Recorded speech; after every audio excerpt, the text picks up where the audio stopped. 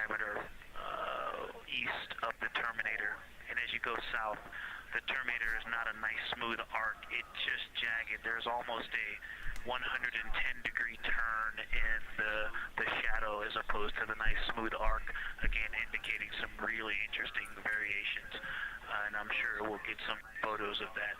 And then one of the craters further to the south of Vavilov, maybe halfway down to the South Pole, is not only looks like just a deep hole, and then there's like two island rays pointing off to the west and north that indicate very high ridges and very deep canyons coming up out of that crater. So again, just some really interesting visual illusions going on with the shadows there. Like I said, there look to be islands out beyond the terminator, because some of the things, maybe even a Vavilov diameter into the terminator are catching sunlight on the peaks up to the north and to the south. It's very, very interesting to see.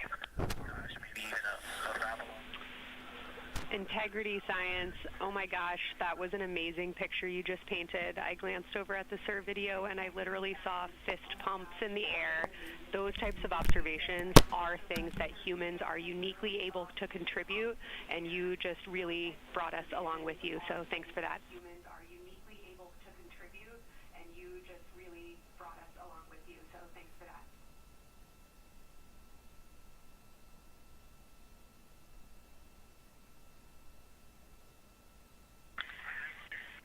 That's awesome, Kelsey. Did you get a sit rep updating you on a slight change in logistics for PCD use? Christina, this is Houston. We did not, but we will take it now.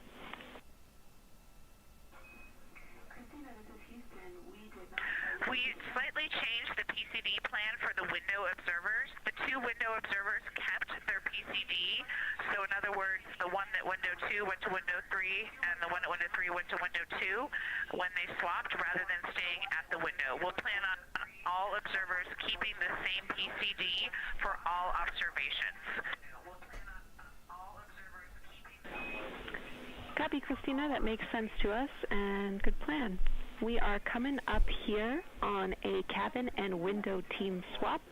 Let me know when you're ready for a quick vehicle status. On a cabin and window team swap. Let me know when you're ready for a quick vehicle status.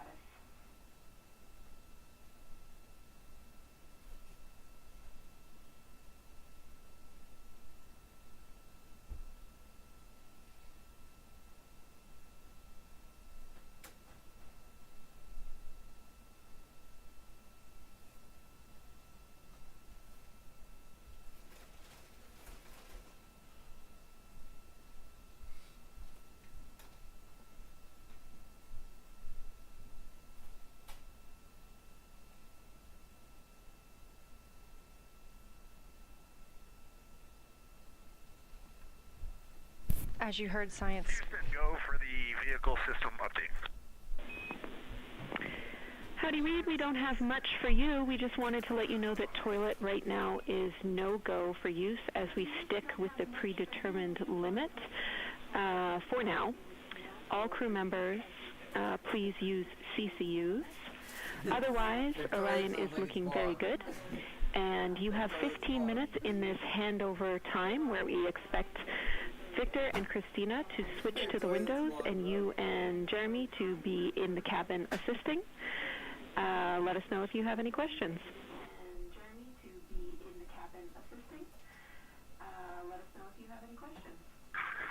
No questions at all, and they're in the swap right now. The first thing I'll tell you, I floated up to the docking hatch window and just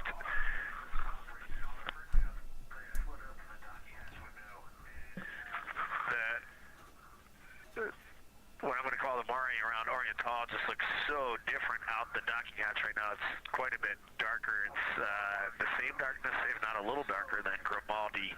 But it's cool after just being in the 400 mil for the last half hour, looking up close. I got pictures of everything Ike was just describing on the Terminator. It really is a fascinating Terminator.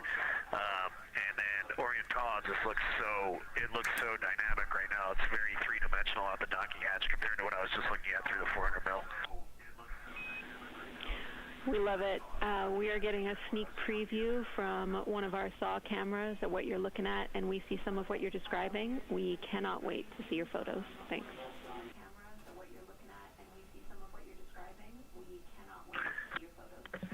Yeah, Jenny, I wish you had some longer lenses on those solar arrays so you could see the whole moon, but man, it is, or the up-close moon, not the whole moon, but it is just fascinating here. It's so cool. All right, MPO and Inco, take notes. We want a zoom lens on those saws next time. Thanks, Reed. All right, MPO and Inco, take notes. We want a zoom lens on those saws next time. Affirmative.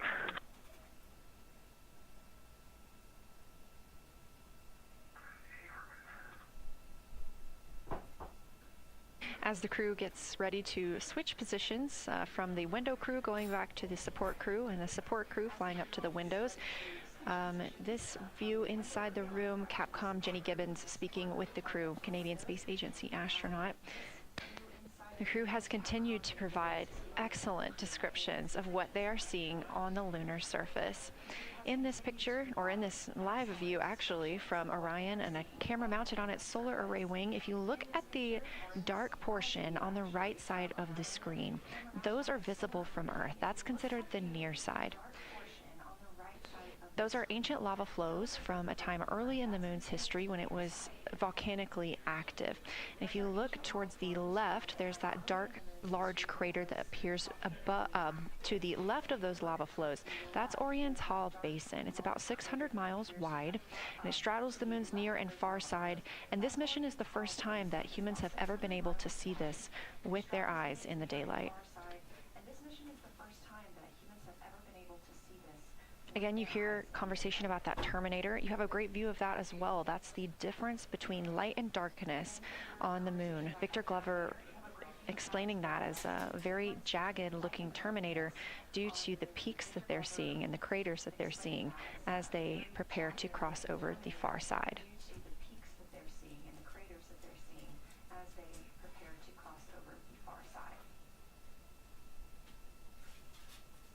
You also heard science officer, the Dr. Kelsey Young, Artemis Science Flight Operations Lead, sharing with Victor Glover that his responses are truly something that only human eyes can discern or provide.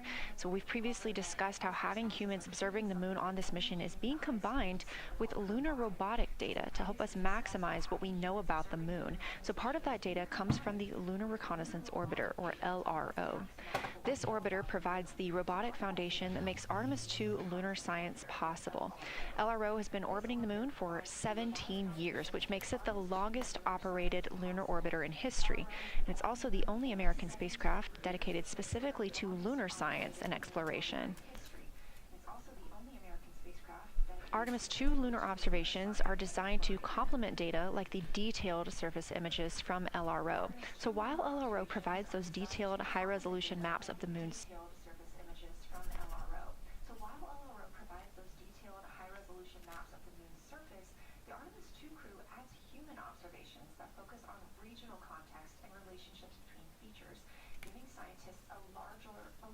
geologic picture. Now, this combination of robotic and human observations strengthens lunar science. LRO delivers precise and repeatable measurements over long periods of time, while the Artemis 2 crew contributes real-time visual description and context that robotic instruments alone cannot provide. The best description I've heard while preparing for this mission is to compare the difference in looking at the moon with your own eyes on Earth and trying to take a picture with a camera.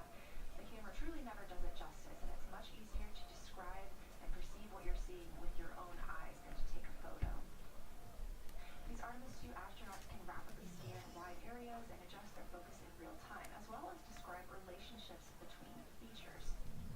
The crew will also observe the same regions multiple times under changing lighting conditions during the flyby and provide perspectives that would take robotic missions years to accumulate. During the Artemis 2 mission, LRO is also attempting to observe some of these same lunar features the astronauts are studying. Collecting this data simultaneously highlights how different instruments and human eyes provide complementary information about the moon. This LRO data plays a direct role in preparing for future Artemis missions. Its measurements of topography, surface temperature, composition, radiation, assess hazards, identify safe landing sites, and locate potential resources such as water ice near the lunar South Pole. This mission, Artemis 2, represents the point where years of robotic preparation are paired with human exploration for the first time in the Artemis era. So together, LRO, the Lunar Reconnaissance Orbiter, and Artemis 2 are demonstrating how NASA moved from mapping the moon robotically to exploring it with humans. We are laying the groundwork for future Artemis missions and sustained lunar operations. A check-in with Orion, we are now 4 days, 21 minutes, 4 days, 21 hours, and 22 minutes into the flight of Artemis 2, our crew aboard the Orion spacecraft. We are now 8,153 miles away from the moon, 250,742 miles away from Earth. The spacecraft is traveling at 1,030 miles per hour.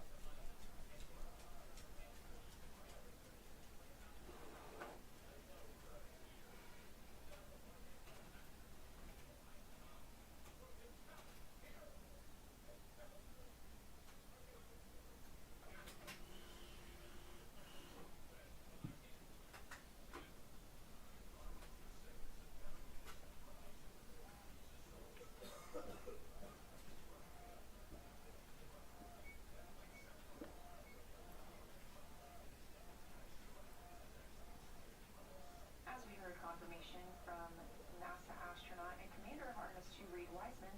They are now switching positions of the support teams and the observation teams. So initially, Reed Wiseman and Jeremy Hansen were at windows 2 and 3 in the Orion spacecraft, taking photos and making annotations in their PCBs, portable computing devices.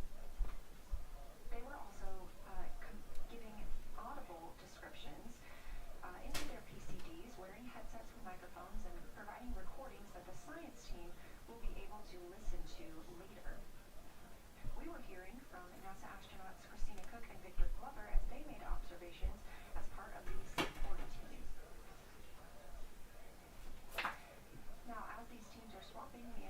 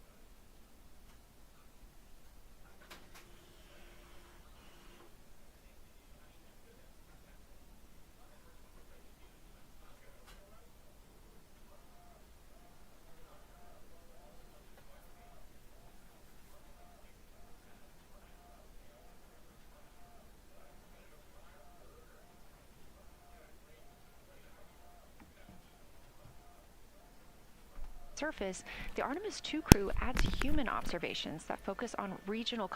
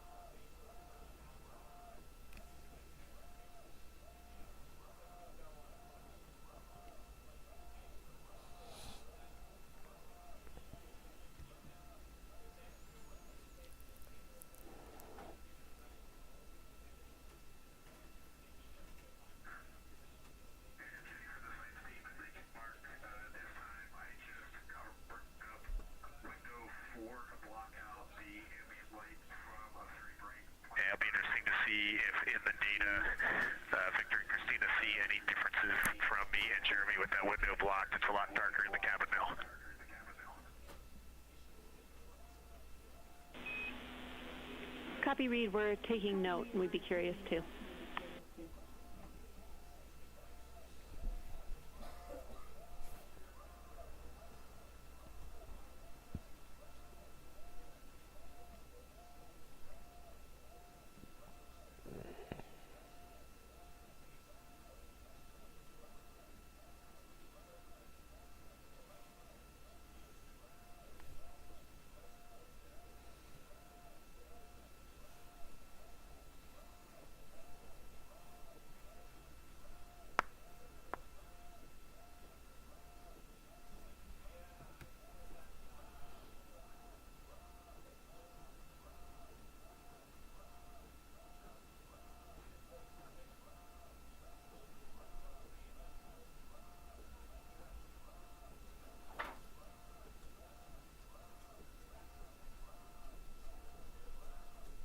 We are live in the Artemis mission control room during the lunar flyby of the Artemis II crew, the first humans to fly by the moon in over 50 years.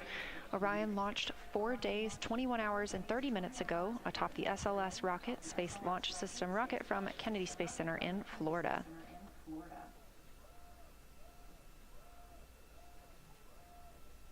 Our 4 crew members inside the spacecraft are transitioning their positions. The cabin and window teams have swapped. Currently at the window, we have Victor Glover and Christina Cook, NASA astronauts, and serving as support, Reed Wiseman and Jeremy Hansen.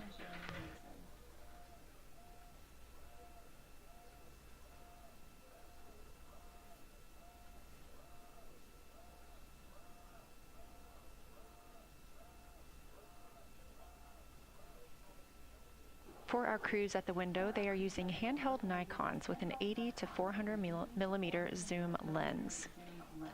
There are also GoPros on each of the solar arrays on Orion, and that's where this view is coming from right now. We have an interior camera of the crew as well, but they have dimmed the cabin lights. They've actually turned off the cabin lights to allow them to better see outside of the spacecraft. This also helps prevent any reflections from lights inside the spacecraft reflecting onto the windows while they are photographing the moon.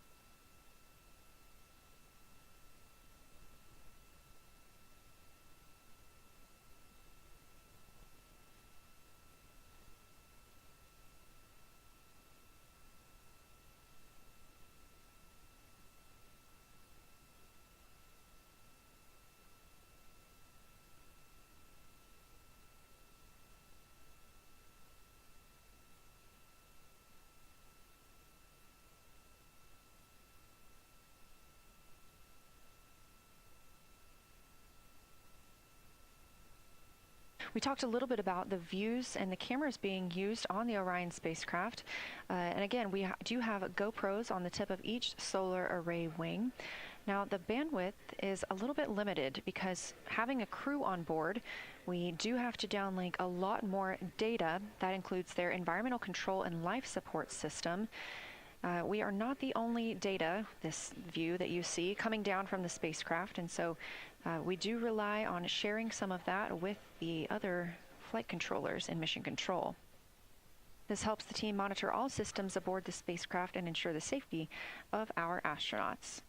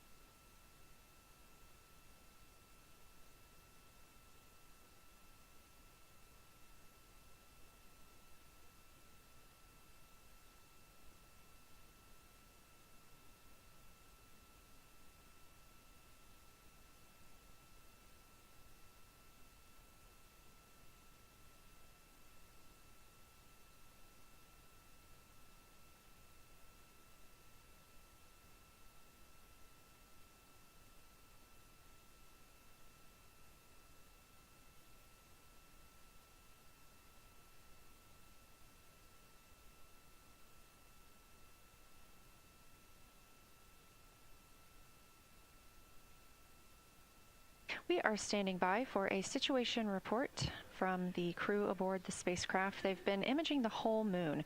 There is now a new crew at the window. That would be Victor Glover and Christina Cook, and so being it's their first time since they have moved up to the window positions, they have a chance to orient themselves and describe and take pictures of any color or albedo variations across the surface.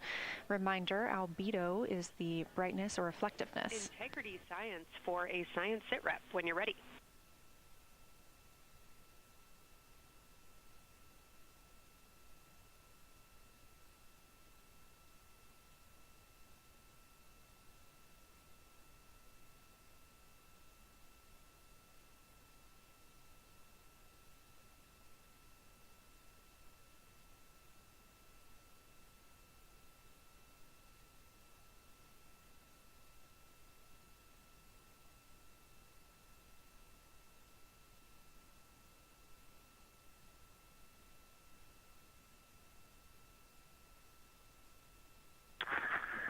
Houston Integrity, we have no external view of the moon right now for the floating crew members, so my only science sit rep is that we have Victor in window 3 doing observations and Christina in window 2 with the long lens.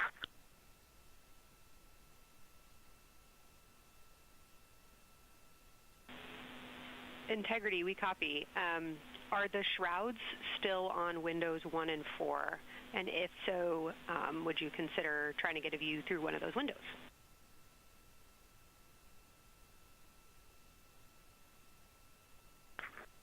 We cannot take the shroud off of 4 because the Earth is too bright and it's impacting Ike's peripheral vision. And then I can get a grazing glimpse out the docking hatch window. I can see Oriental south down to the South Pole. And the primary thing that I see from Oriental right now is just the long trenches that come out. And, you know, when you come out the north side of Oriental, the ejecta kind of boulders across the northern half of the far side. But coming out the southern half of Oriental, I just see those large, here they look like gorges. They're almost like rain when it comes down the Grand Canyon and fingers off into the desert, kind of what it looks like. Also, Burgess Alpha is extremely bright. It's the brightest thing that I can see. Even brighter now than Aristarchus, which is heading off to the Terminator. It's almost impossible now to see Aristarchus, the thing that Jeremy and I looked so much at. I can just barely see the crater rays from Ohm, and I would say for albedo right now, I would go back to Grimaldi is still extremely dark, especially in that southwest corner, and there are parts of Oriental and the outer ring of Oriental that reach that same level of darkness, especially the rings of Oriental reach the same level of darkness as Grimaldi. And then south of Grimaldi, Jeremy and I were noting a few other just really dark areas of cratering, mare there, and those have that same darker albedo. But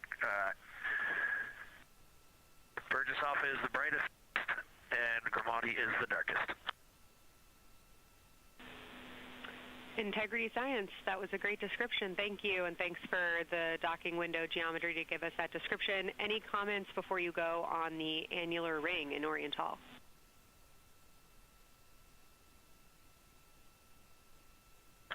The annular ring, which I think everybody kind of describes as like a pair of lips or a kiss on the far side of the moon from here, is very circular in nature. The northern part of it is wider, darker. The southern part is much lighter.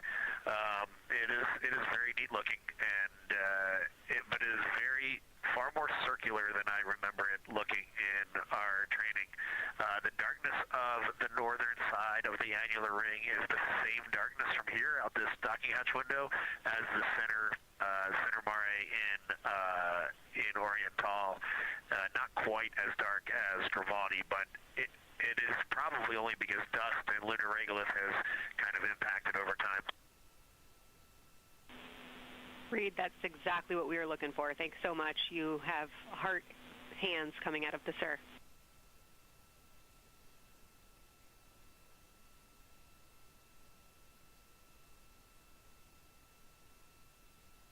Say that again, Kelsey. Just saying that the SIR was really excited about that. That annular ring was something we were really eager to hear about, so thanks.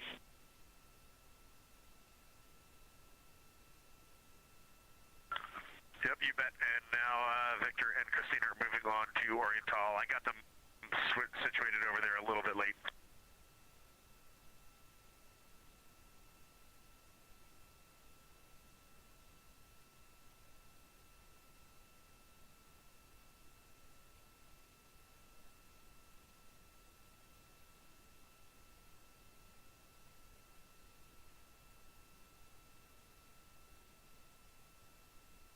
That was NASA astronaut Reed Wiseman, now providing a science sit rep as he is away from the windows most of the time. He is working as the support person along with Jeremy Hansen in the spacecraft, as Victor Glover and Christina Cook are now at windows 2 and 3, able to photograph the moon.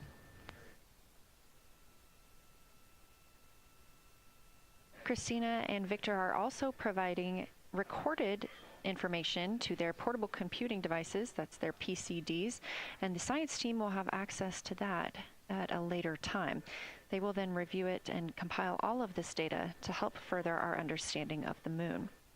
One of the items you heard mentioned was Oriental Basin. This has been a very exciting opportunity for the crew. They have all been very excited about seeing Oriental, as well as the science team has been looking forward to it. It is known as the Grand Canyon of the Moon, as we discussed earlier.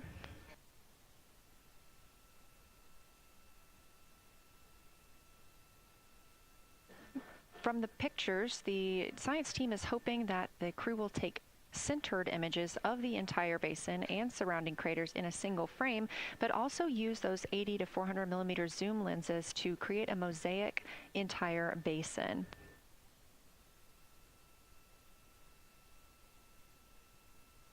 With their unaided eyes, the science team is hoping the crew will describe southern dark annular ring, which you heard Reed just describing, as well as any color, albedo, texture, or topography across the mare patches and ring mountains. Science team reports that the observations will be used to study the geologic evolution of the youngest lunar basin and to inform formation hypotheses for the annular ring.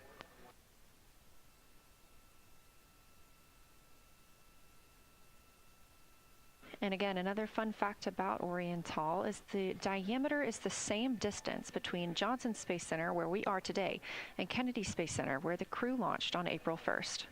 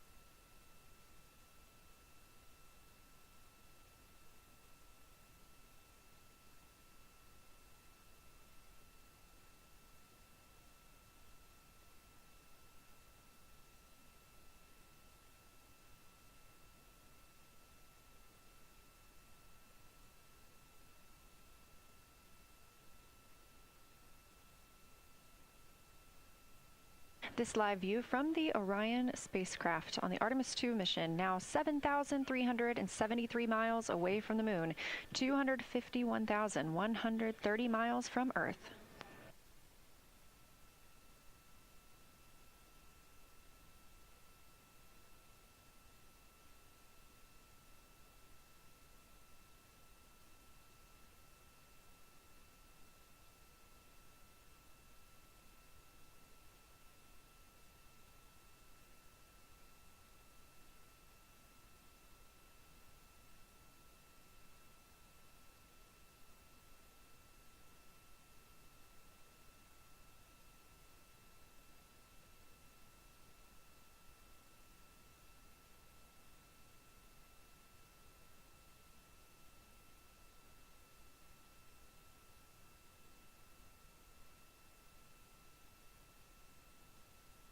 Again, the Artemis 2 crew passed the Apollo 13 record of the humans farthest from the Earth today at 12:57 p.m. Central Time, 1:57 p.m. Eastern Time.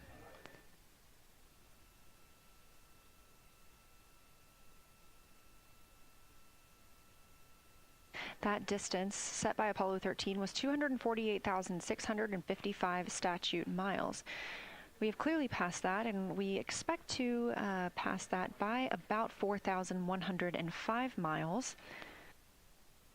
That will be when the spacecraft reaches its farthest distance from the Earth. It could be around 252,760 miles, but again, these are approximations and our targets, and we will make sure to report back the final numbers once we have them.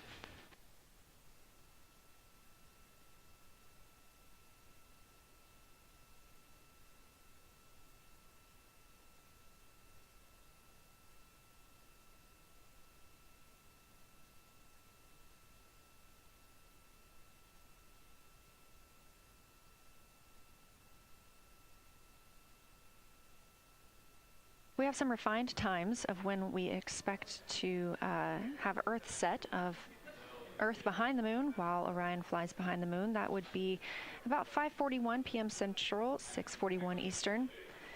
The spacecraft would make its closest approach to the moon at 6 o'clock Central, 7 Eastern, and that would be about 4,066 miles.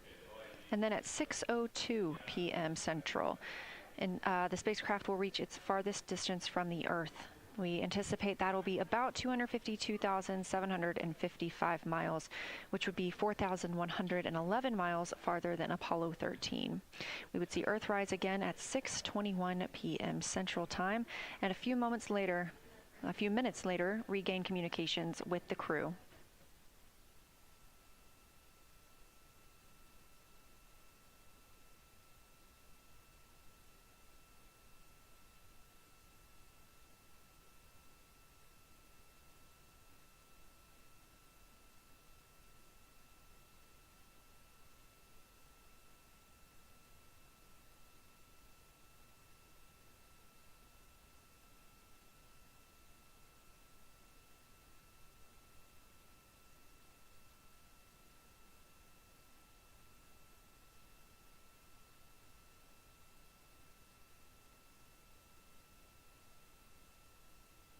Currently aboard Orion, Victor Glover and Christina Cook are the two team members conducting lunar flyby observations, meaning they are using the Nikon cameras to photograph the moon, and their PCD, or the portable computing device, to conduct annotations.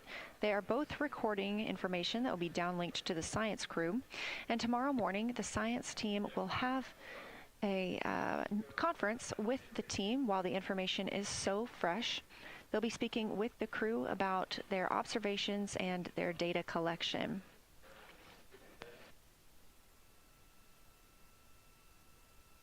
Otherwise, most of tomorrow, Flight Day 7, is considered an off day.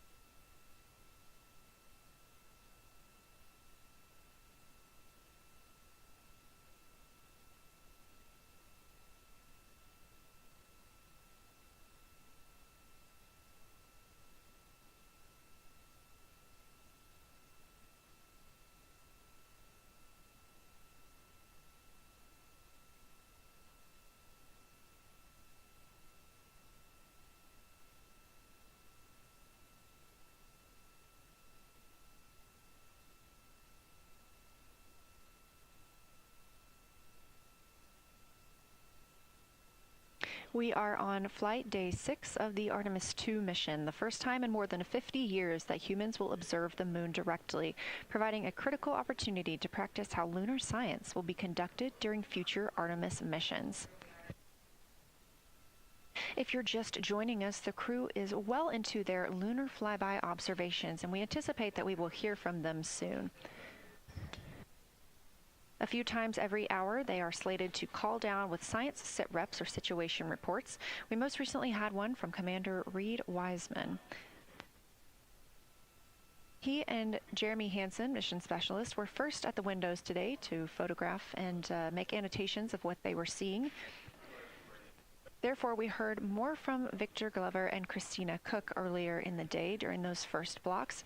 But now that Reed Wiseman and Jeremy Hansen are on the support side, they are the ones calling down what they are seeing from windows 1 and 4. Earlier, we heard that the Earth is so bright in window 4, they have had to temporarily cover it with a t-shirt.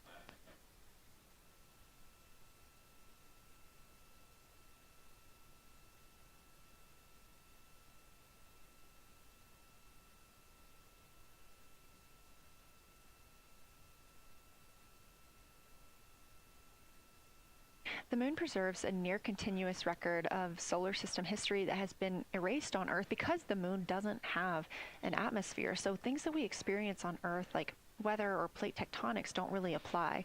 So the lunar surface retains evidence of ancient impacts, volcanism, and solar activity that scientists can study today. And studying the moon helps scientists understand how planets formed and evolved, how the moon influenced our own planet Earth's history, and how the sun shaped conditions across the inner solar system. The moon also serves as a unique platform for studying the broader universe. Artemis science is designed around questions best answered by humans, working alongside robotic systems, combining decades of robotic lunar data with real-time judgment, context, and adaptability that only humans can provide. This mission, Artemis 2, is serving as a proving ground for lunar science operations, which allows NASA to test how science is planned, executed, and supported during a crewed deep space mission ahead of our future Artemis flights.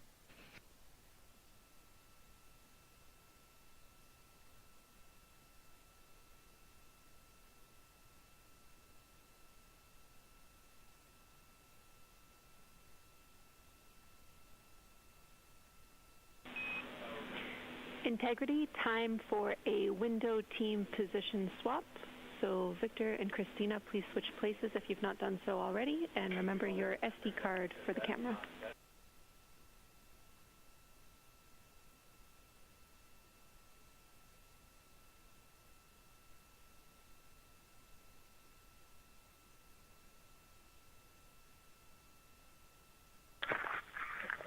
We're in the swap right now. They're wrapping up their last comments, and they'll switch over and change cards from the long lens.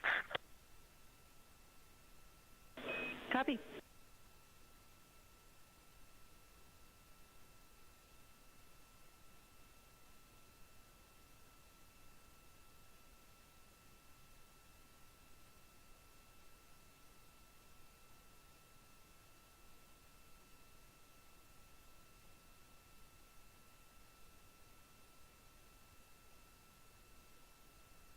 As you heard in that call, it is now time for the team members at the window to swap positions.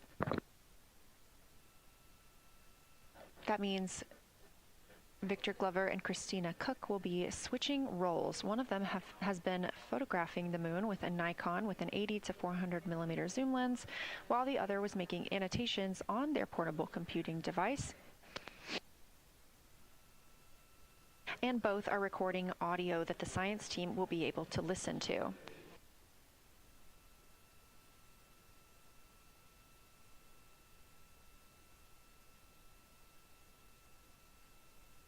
We are now 2 hours and 10 minutes until we expect to lose signal with the spacecraft as they fly behind the moon. And the next target for the crew is considered a crew choice event.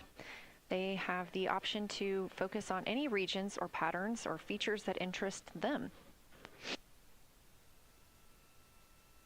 The science team has asked the crew to capture pictures that illustrate their choice, as well as at different zoom levels, and to describe why those certain features or regions caught their eye.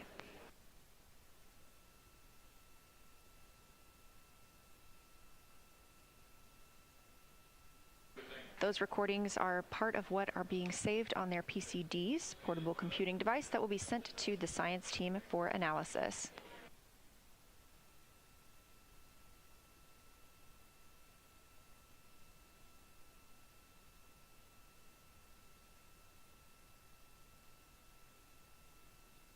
The crew has been allotted 8 minutes for this crew choice event, and it's also a time for a scheduled sit rep or situation report. So we expect to hear them calling down what they are seeing soon.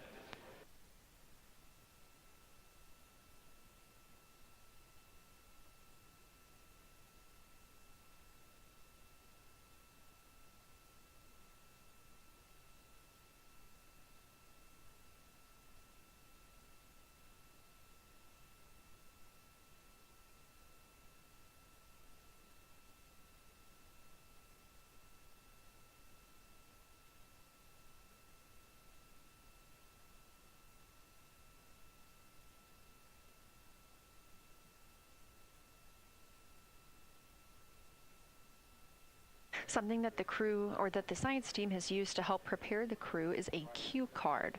These ask for a feature ID if they happen to know the type or name, and if it is a target. Of course, in this situation, when they have a crew choice, they do not need to, it may or may not be a target. They want to know the location and the observation style. They've also asked for the geometry of what's being captured, the size, shape, boundary, and preservation, as well as the color and shadow, so the color tone, the albedo, that reflection or brightness, and any shadows or illumination. Next, they're interested in structure and texture. That includes slopes, structures, and textures, of course, and geologic relations, like association to other features, any contact to those features, and of course, their thoughts, impressions, or interpretations. They are interested even in emotions and excitement that the crew may be having.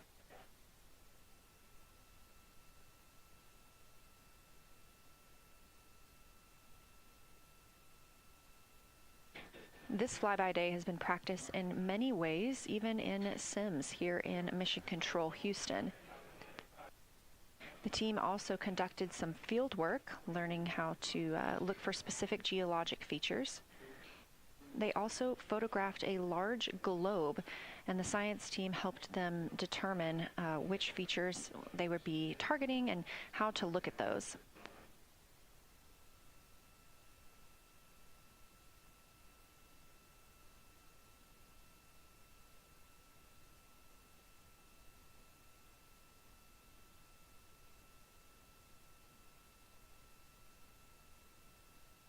We have a few more minutes that the crew would be photographing their crew choice. Again, this is NASA astronauts Victor Glover and Christina Cook at the windows. They will then move on to another discussion portion. This is for the far side albedo, that reflectiveness, and color that they are seeing. We heard earlier about some browns seen on the moon, which is very interesting, especially here from Earth, where we are just seeing whites, grays, and maybe even black at some points.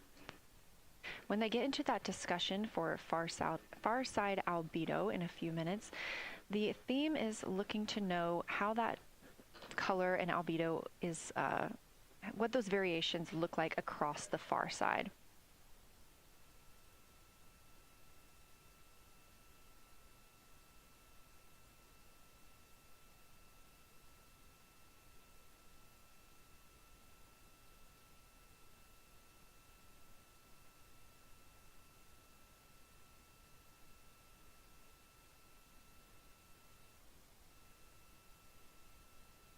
On the right side of your screen, the Science Evaluation Room, or SIR, where team members are looking real time at what the crew is seeing.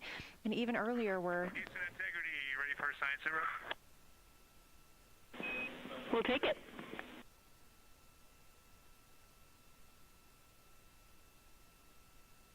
Okay, the crew has swapped positions. They're in their crew choice element. I've been listening to both of them for a little bit, and they're really enjoying, they both decided to pick the Terminator, and they're spending a lot of time looking at the Terminator, just talking about the resolution that they can see, the depth of the craters, and the various interesting and unique excavations that they can see. So Victor is on the long lens, and Christina is just looking out the window, and I'm sneaking a peek in T-shirt window. It looks like, I don't have the best angle here, but it looks like Aristarchus is on the limb of the moon now.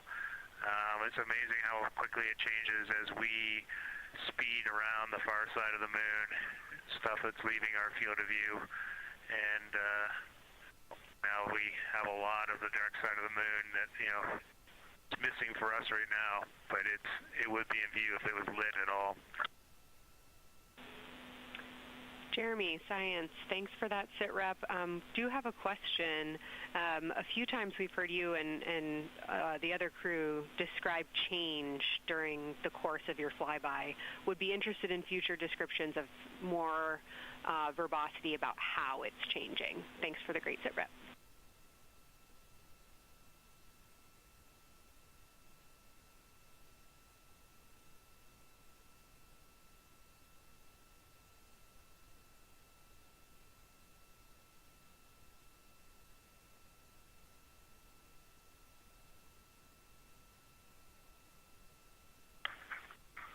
Kelsey, sounds good. We are definitely keeping an eye on that. My eyes have just not readjusted. The moon is so bright when you come back to the window. I was just in the interior of the cabin.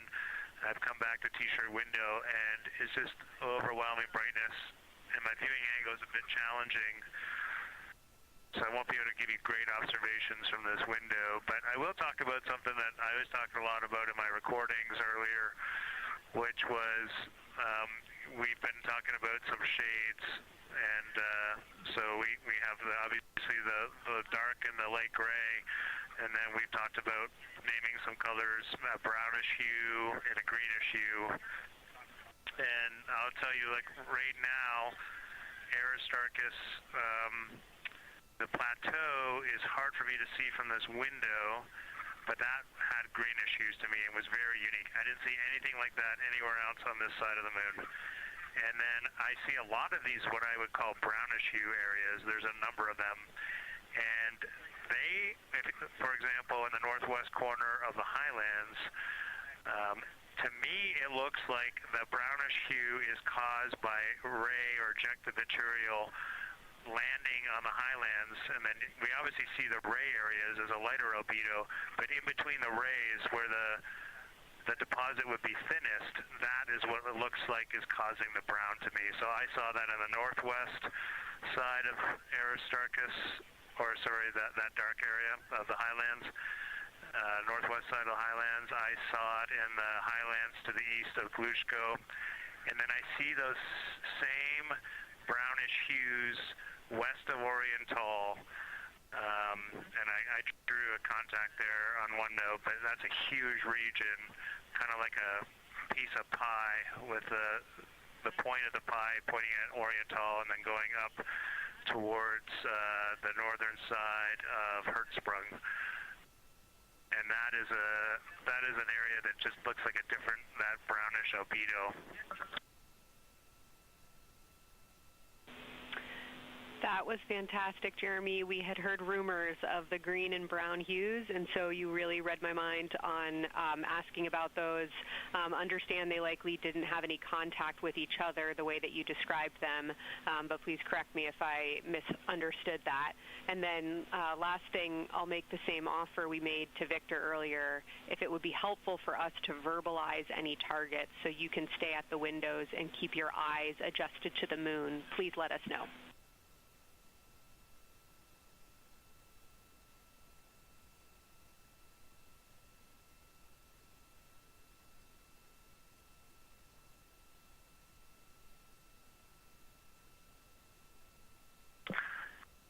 If you got something you want us to look at, Kelsey, you can send it on up.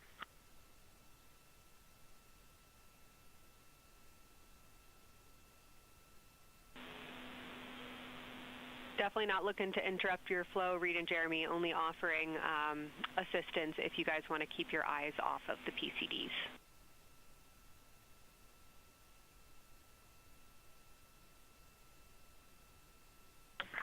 Oh, I see what you're saying. Okay.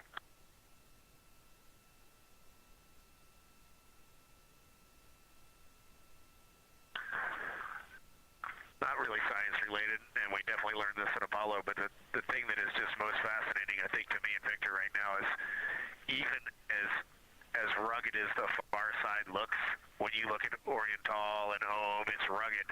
But man, when you look at the Terminator, it is just like impossibly rugged, and it reminds you that the whole far side is that way, and just the Terminator is really bringing out the shadows and the hills and the valleys, and it is just, it's unbelievable. It's like no surface of the Terminator is not marked by meteor impact, and it's just, it is very impressive to look at that, and you realize that that is true across the whole far side. You just can't see it due to sun illumination right now.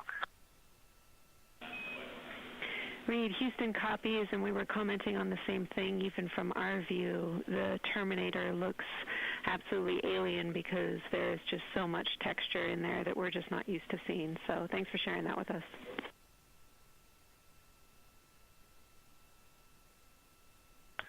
There's also, I don't know the name of it, coming out the south-southwest of Oriental, right on the southern Terminator, is just a massive crater. I don't know the name of it. Maybe you can look on the solar array wing video and tell me it's right. It's the southernmost crater you see on the Terminator right now. We're looking for you.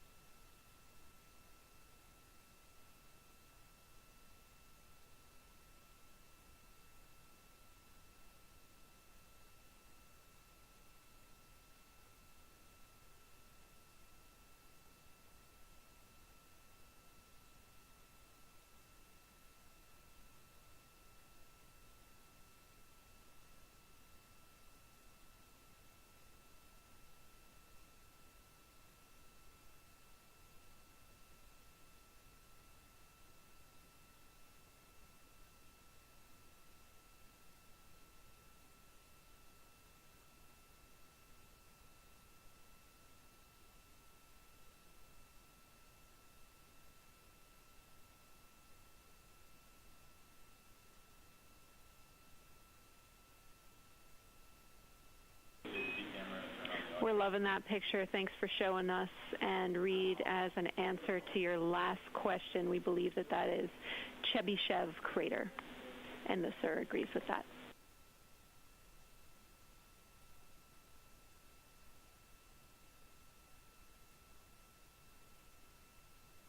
Okay, that picture I was just showing you is an 8X iPhone out the docking hatch for the high grazing angle. It's just amazing. We love it. Thank you.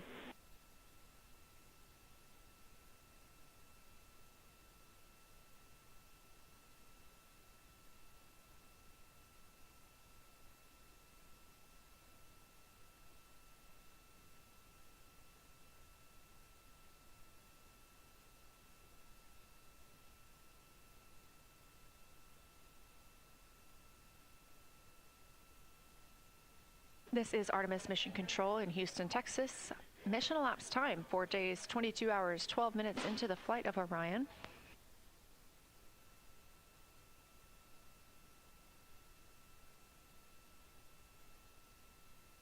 This is lunar flyby day for the crew aboard the spacecraft. Reed Wiseman, Victor Glover, Christina Cook, and Jeremy Hansen are now the farthest people to have ever traveled from Earth.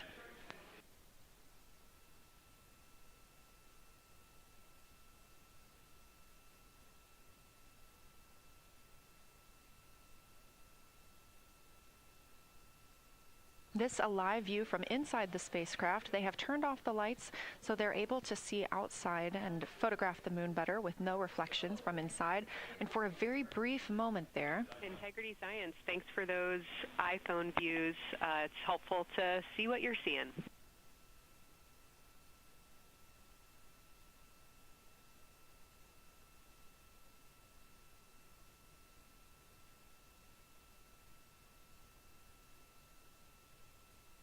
We very briefly saw NASA astronaut Reed Wiseman showing a picture he took on his phone of the moon.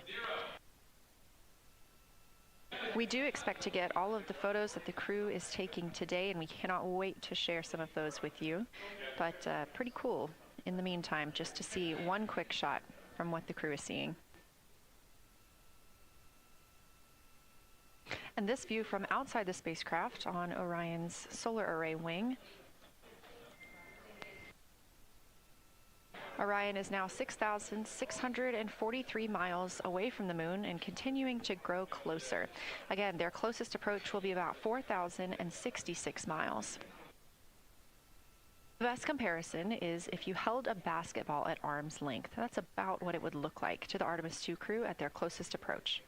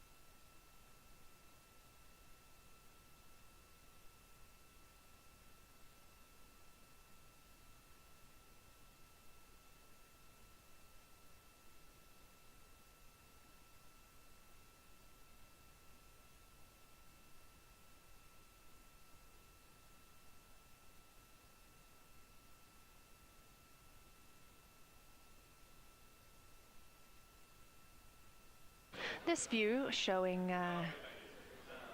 at the very top, a camera coming from Orion, continuing their flyby of the moon. We have 3 more flyby observation blocks after the completion of this one.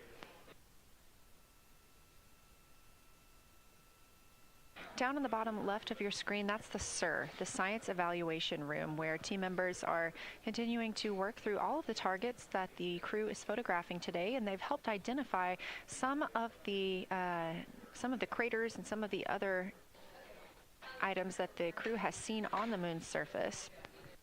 Down on the right is Artemis Mission Control here in Houston.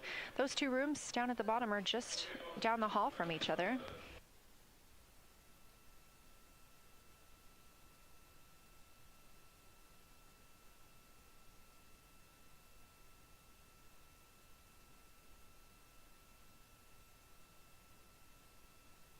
And we are just a few minutes away from the next cabin and window team swap. That means Victor and Christina, who have been at the windows, will fly to the cabin, the background essentially, and be their support crew for Reed and Jeremy. Reed and Jeremy will move back up to the windows.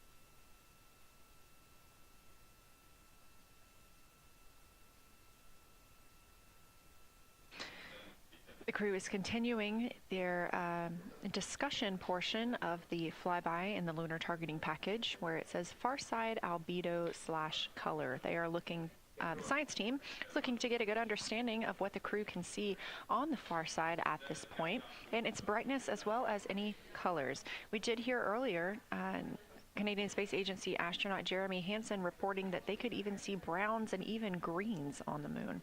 I'm really looking forward to seeing those photos. And in just a couple of minutes, the teams will swap from the cabin to the window.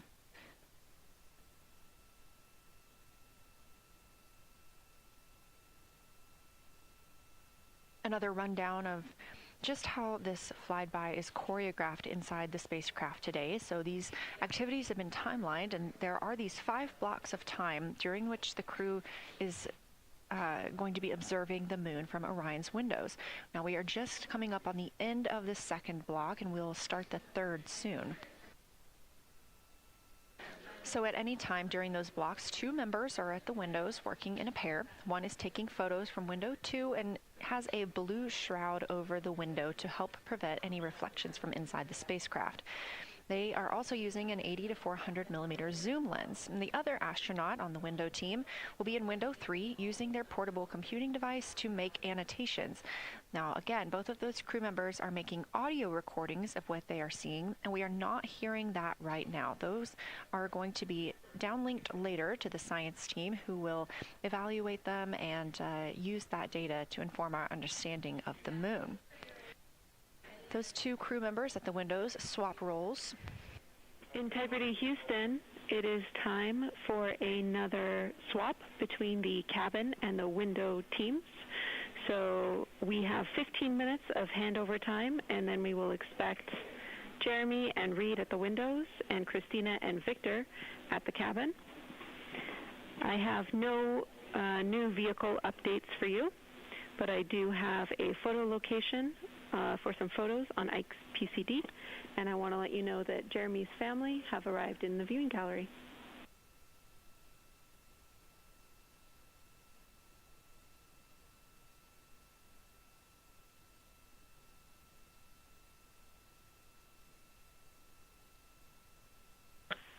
Okay, Jenny, we copied most of that. The only thing we're missing is what you meant about the photo location on Victor's PCD. And hello to my family. I think that must be Catherine and Devin that are there.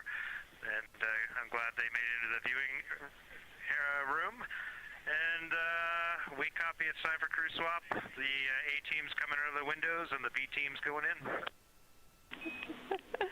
Okay, copy. All I meant to pass for Victor's PCD is that there are some late load photos that were requested that are now in his favorite photos folder. And you're exactly right. We have Catherine and Devin here. They give you a big wave, and they're super excited and happy to see part of what you're seeing.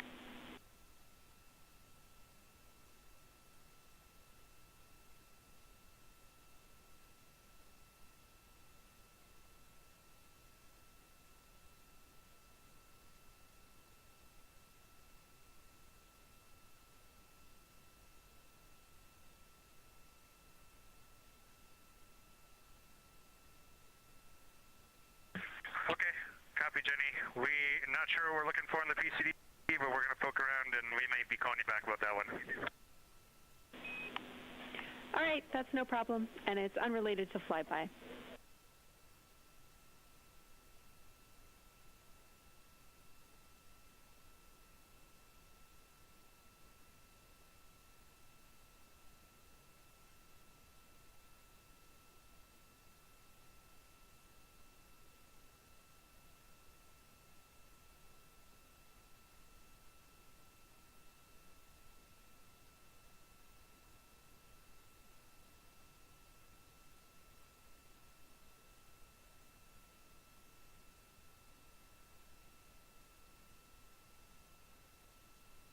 This is Artemis Mission Control here at Johnson Space Center in Houston, Texas. And as you just heard, Capcom, or Capsule Communicator Jenny Gibbons, Canadian Space Agency astronaut and Artemis II crew backup, relaying to the teams in Orion that it is time for a swap from the cabin to the window teams. We're now at the tail end of the second lunar flyby observation block. Again, we have 5 of these today. Most recently, Victor Glover and Christina Cook were at the windows photographing and making annotations, while Reed Wiseman and Jeremy Hansen were in the cabin providing support, whether that is SD card help, but also science sit reps, calling down any situation reports for what they are seeing on the moon or anything about the vehicle status. With that call to make a swap, Reed and Jeremy will be back at the windows, making observations for what they see at the moon and taking photos.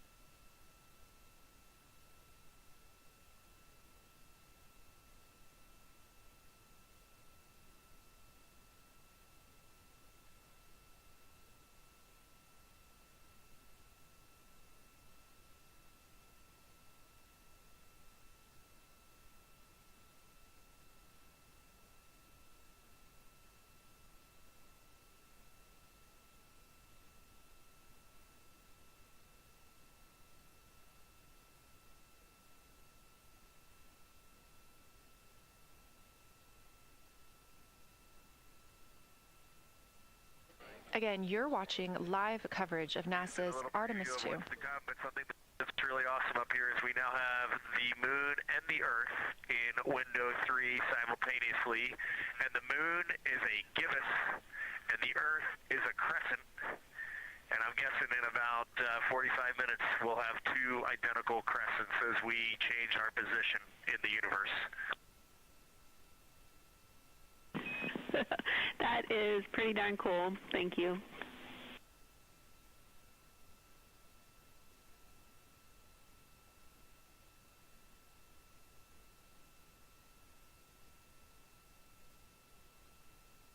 That's the Artemis 2 crew, the first astronauts to fly by the moon in more than 50 years, reporting that when they look out of window 3, one window, they're able to see both the Earth and the moon at the same time now. Now, obviously, our view is from a camera on the solar array wing pointed at the moon, and we hope to see that view of both the Earth and the moon soon.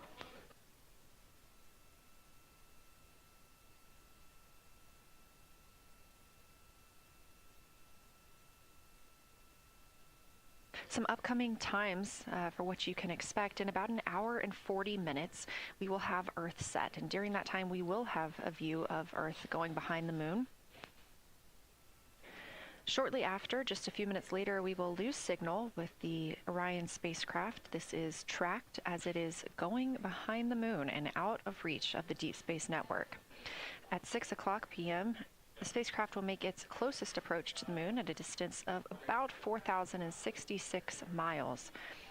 At 6:02 Central, the spacecraft will reach its farthest distance from Earth at about 252,755 miles.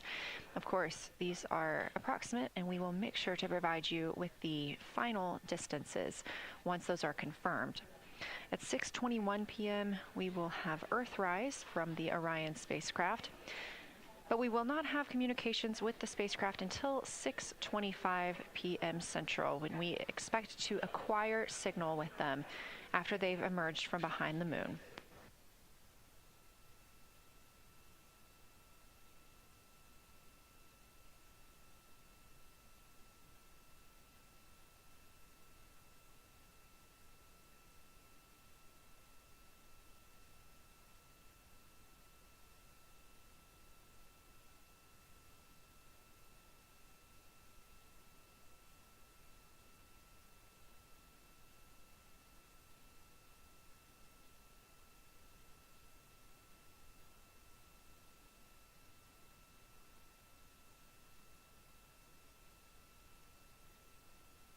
Again, you're watching live coverage of NASA's lunar flyby for the Artemis 2 mission, first crew to fly beyond the moon in over 50 years. The astronauts inside the spacecraft are switching positions, 2 at the windows and 2 serving in support roles, before they start their third timelined flyby observation for today.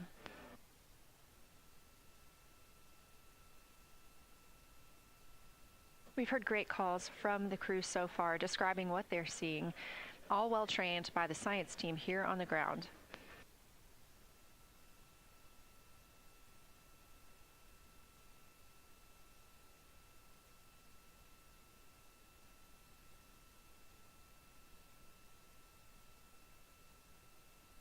Another major milestone for the crew today will be to experience a solar eclipse from their capsule. No one on Earth will experience this solar eclipse. To the astronauts, this will look a lot like a total solar eclipse on Earth, except the moon will be huge compared to the sun. Whereas if you're standing on Earth and looking at a solar eclipse, the moon and the sun appear to be about the same size in the sky. As the moon begins to cover and then uncover the sun, the astronauts will see a partial solar eclipse, so that's before and after totality, and during that time frame they will have to wear eclipse glasses so they can safely view this phase. They also intend to capture images of the sun's corona during the eclipse. This is a rare glimpse at the innermost corona that will only be captured by the astronauts' cameras.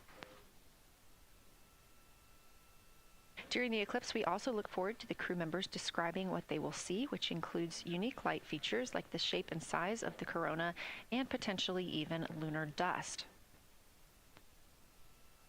At the same time, Venus, Saturn, Mars, and Mercury will be near the sun, so they may be able to identify what part of the sky they're looking at.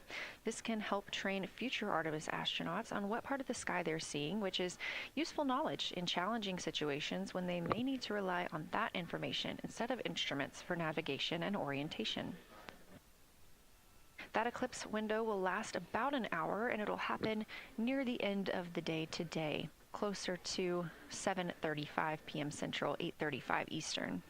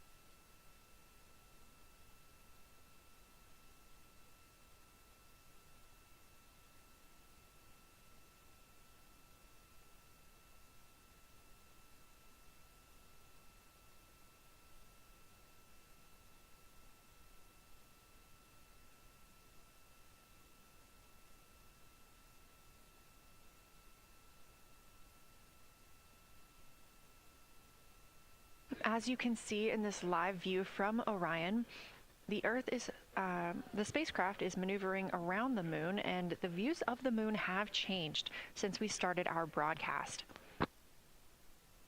The near side is now very far to the right side of your screen. This is the side that we can see from Earth. That darkened portion are ancient lava flows.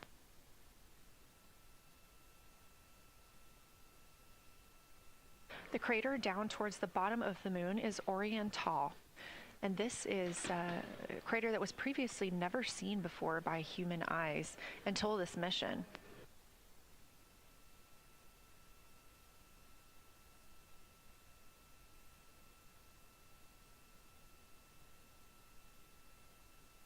Everything to the left of Oriental is considered the far side.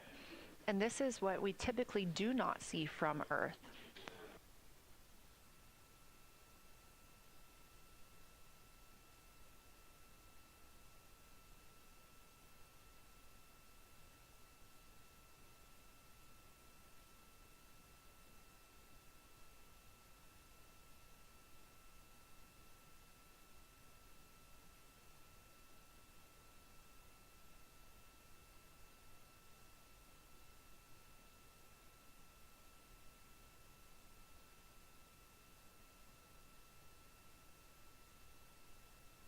Just a reminder about this view, this is coming from a GoPro camera mounted on the tip of one of Orion's 4 solar arrays.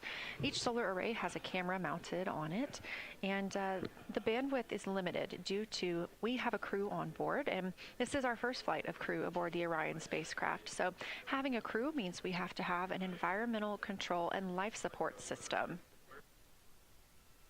There's a lot of data around, a lot of data to bring down for the crew members to keep us up to date on everything happening aboard the spacecraft. So we have to share our bandwidth when it comes to imagery and data.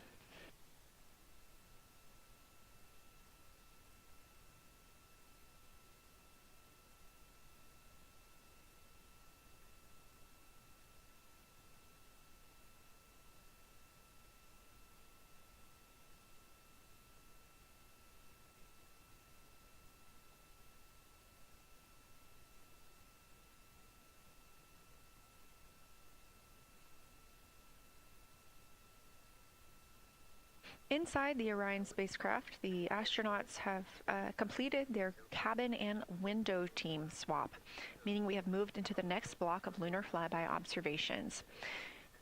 Jeremy Hansen and Reed Wiseman are now back at the windows, taking photos and making annotations. About halfway through this block, they will switch positions at the windows and will be prompted by the ground to do so.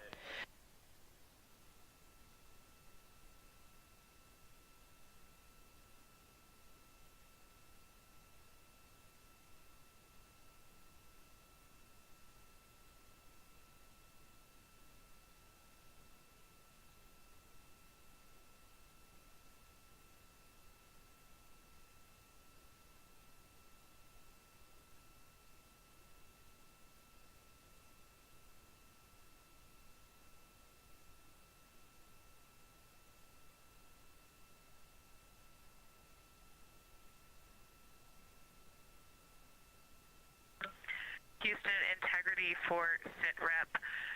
First of all, I'll just talk about the experience that I had during Victor and my observation time. It was an incredible experience. We definitely noted how much more you can see with the zoom lens. Even though we have a great visible eye image, there's just a lot of texture that just pops right out at you when you can zoom in. So almost just using it like a telescope, the camera lens. We really enjoyed our discussion time. That was a great innovation on the lunar targeting plan. We were both able to describe a lot more kind of with flow, I would say, when we were talking to each other. And it was also, we sort of were able to bounce ideas off of each other and come to new conclusions. We had, I think, a very successful talking through of some contacts between different color areas, both in the mare and in the highlands, and we identified some really unique texture areas as well. At one point, towards the end of the images of my time in window 3, I just had an overwhelming sense of being moved by looking at the moon. It lasted just a second or two, and I actually couldn't even make it happen again. But something just drew me in suddenly to the lunar landscape, and it became real. And the truth is, the moon really is its own body in the universe. It's not just a poster in the sky that goes by. It is a real place. And when we have that perspective and we compare it to our home of the Earth, it just reminds us how much we have in common.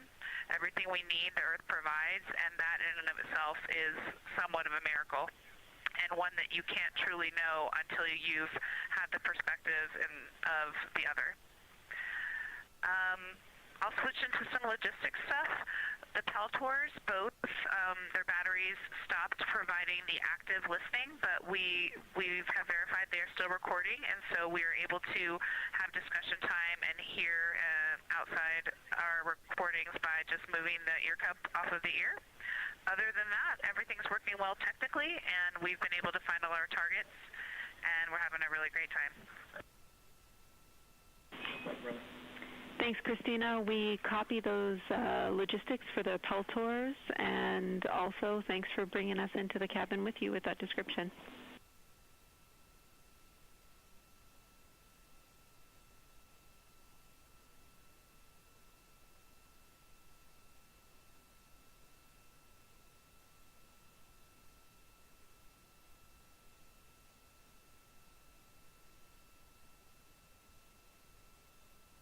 Right on time. NASA astronaut Christina Cook, a mission specialist for Artemis 2, calling down a science a situation report. Good news, reporting that she and her teammates have been able to capture all targets that were listed.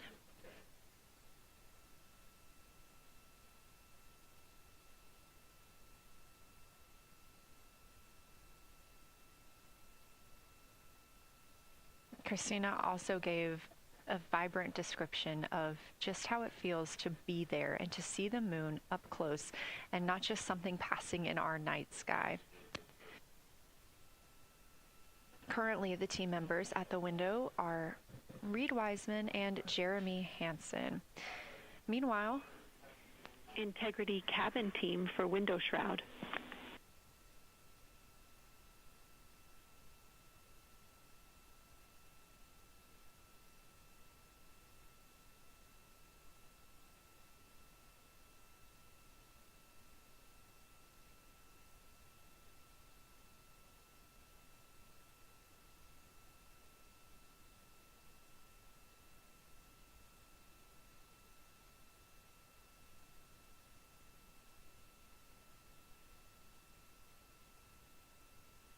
We're listening. Go ahead, Jenny. Hey, Victor, we have a temperature constraint on the windows, and the shroud might be getting us close, so we just want to check on the state of window 4's shroud, whether you believe it's still necessary because maybe things have changed with our viewing, and if so, we would like to request to have the shroud removed.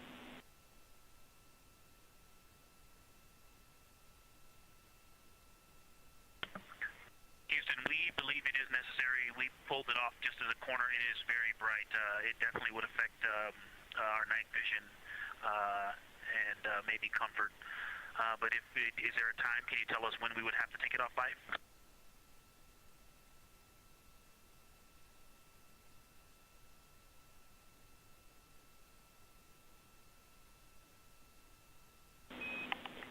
Unfortunately, since it's been on for a while, we are going to have to request that the shroud is removed, and we can recommend something that could block the light but just create a bit of distance between the window and whatever is covering it. Something like a t-shirt would do the trick and help.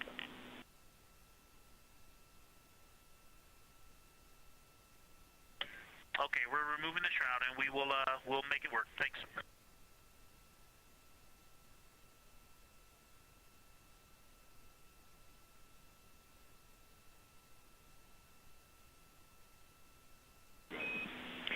Thank you, Victor. We know it's pretty bright in there now with that window uncovered. We will also offer that airflow on the window would be helpful. So if you want, you can also retrieve the condensation hose, which should be friction fit onto one of the diffusers. And that on the window would also help.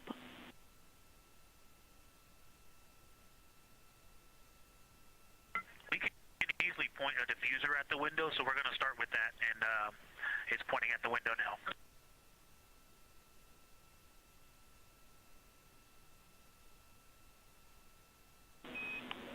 Okay, we'll take that, Victor. Thank you. Please keep us updated.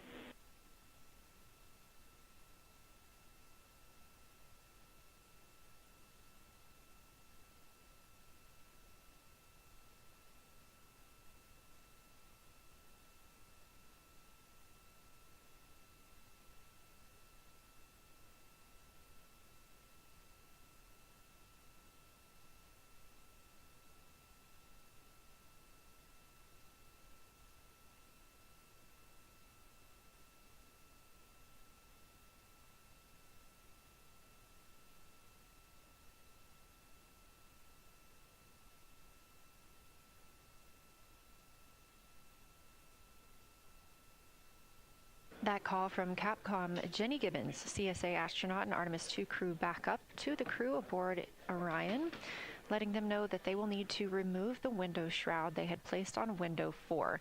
They initially placed that shroud there to block out some of the light from the Earth. It was extremely bright coming in the cabin and interfering with some of their viewing opportunities out at the moon.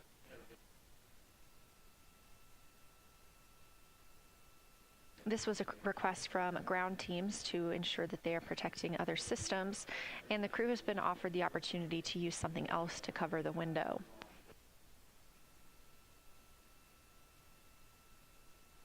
Meanwhile, Reed Wiseman and Jeremy Hansen continue with their lunar flyby observations. They have just looked at Glushko Crater. That's about when we heard that call down from Christina Cook with that description of everything she had been seeing during her observation period and what she was seeing at that time. The science team asked this crew to take centered images of the entire crater and their ray system in one frame. They're also interested in knowing the brightness, texture, and extent of Glushko's rays and how they differ in the mare, or that sea area, versus the highlands. Glushko is considered a young lunar crater, and these observations can help understand material properties of those craters.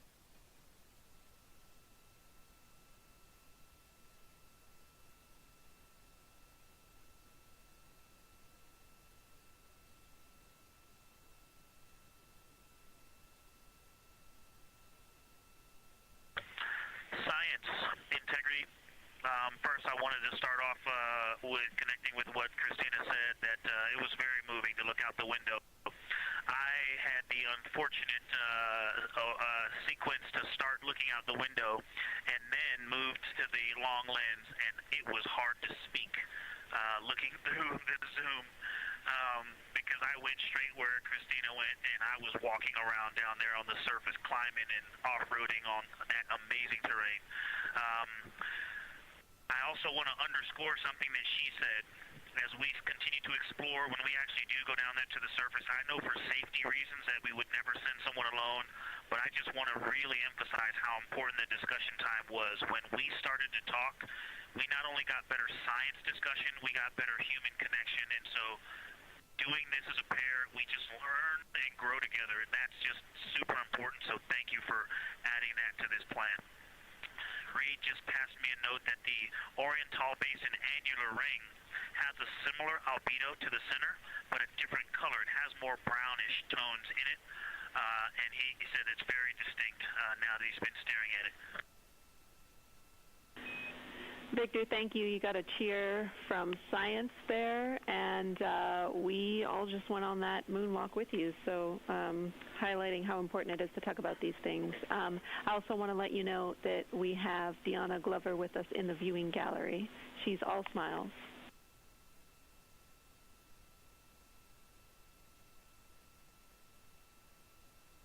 Well, you just got a bunch of cheers up here. Hey, babe. I love you from the moon. We love that we got a hey babe too, and we also have one of your lovely daughters here watching you guys work.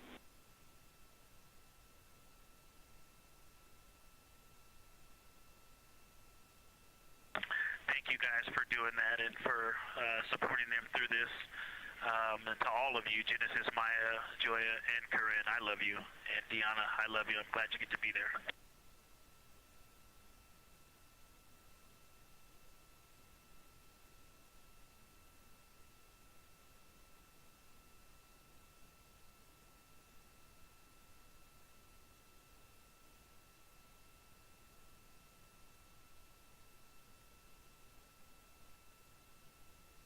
We've had some really sweet words from the crew members aboard Orion today, as their families have been able to filter in and out of the viewing room here at Artemis Mission Control at Johnson Space Center in Houston.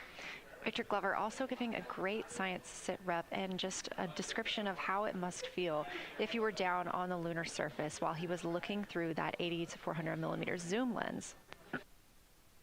He also expressed how important it was to be able to talk through that real time with Christina Cook and stress the importance of that on future missions, that it not only made their discussions better, but also more human. Glover and Cook are in the support roles right now, not taking photos or making annotations at the windows, but they are also encouraged to have their midday meal at this time. For lunch today, those two crew members have options of beef ravioli, salmon, butternut squash, sweet and savory kale, pickled beets, cherry blueberry cobbler, tuna noodle casserole, tomatoes and artichokes, broccoli, and chocolate peanut butter bar.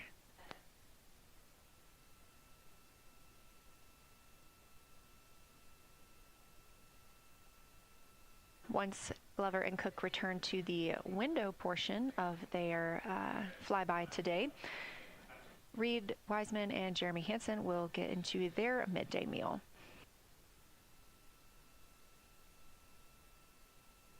Again, this is the third of 5 scheduled blocks for our lunar viewing today, and if you were watching at the start of the broadcast, you can definitely tell the difference and the distance from the moon. We are now 5,518 miles away from the lunar surface, and again, expecting the crew to get about 4,066 miles away. They are currently 252,050 miles away from Earth, and every mile is a new record, having surpassed the Apollo 13 milestone for furthest distance earlier today.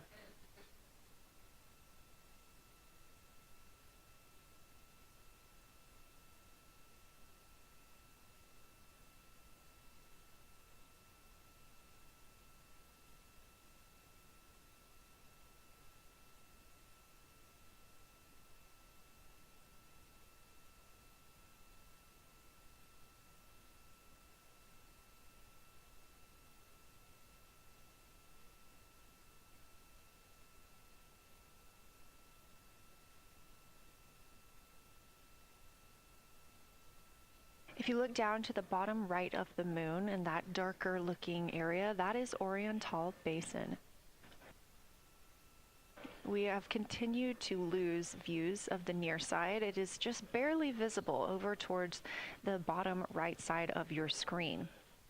And then you'll also hear later about that terminator. That's the line between light and darkness while on the moon. It is really exposing some of those craters at this time.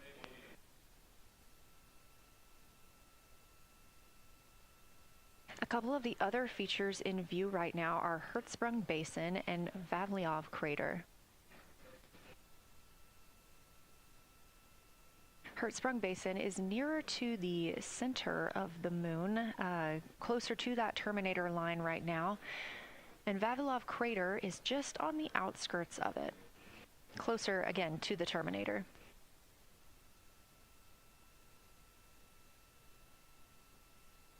Towards the bottom of the moon and to the left of the terminator line, or currently shadowed in darkness, is Apollo Basin.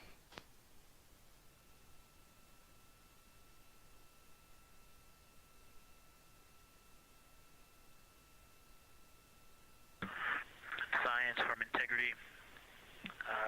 Let me find out how far we are from the moon right now. But our view is about a third of the moon is in eclipse. That beautiful terminator is out there calling to me. We're 4,691 miles from the moon. And what looked like in the terminator about a third of the way up from the southernmost part of the terminator looked like a dinosaur print if one was running to the northwest. Now is clearly a crater with a bunch of craters around it. And that terminator, I can only see about half of it. I'm looking through the docking hatch window right now because we have the Z9 in window 1. But that terminator has moved. I guess I've been using Vavilov the whole time, so it's gone 2 more Vavilov craters to the west. And so a few more features are starting to peek out into the sunlight there with that low sun angle, and so you still have ridges and valleys showing up very clearly. A very jagged terminator, and a few islands of light out there with some high elevation shining in the sunlight in that darkness. And on the eastern side of the moon, let's see, Grimaldi appears to be one of the farthest east features, and that is maybe 5 degrees from being right on the limb and going off over the horizon. It is interesting, just looking at Oriental, that my first impression of it is all of the dark areas appear lighter, which I think makes sense because it is now facing, well, it's still relatively the same to the sun, but my angle to it is different. So I'm looking at it from a little more, even further to the side as we pass it. But all the darker features appear to be just a little bit lighter from this vantage point. The darker ring structure in the outer and inner ring and the interior, as well as the annular ring portion, everything seems to be just a smidge lighter at this point. Thanks for that description, Ike. Any additional words you can provide on Oriental would be wonderful, as that is such a high priority target for us. And while I have you, as we get closer to target 15, which is the Terminator target, if you can find Zeeman Crater again that you were looking at earlier, everything to your left of Zeeman would be getting into the South Pole Aiken area to help you orient yourself.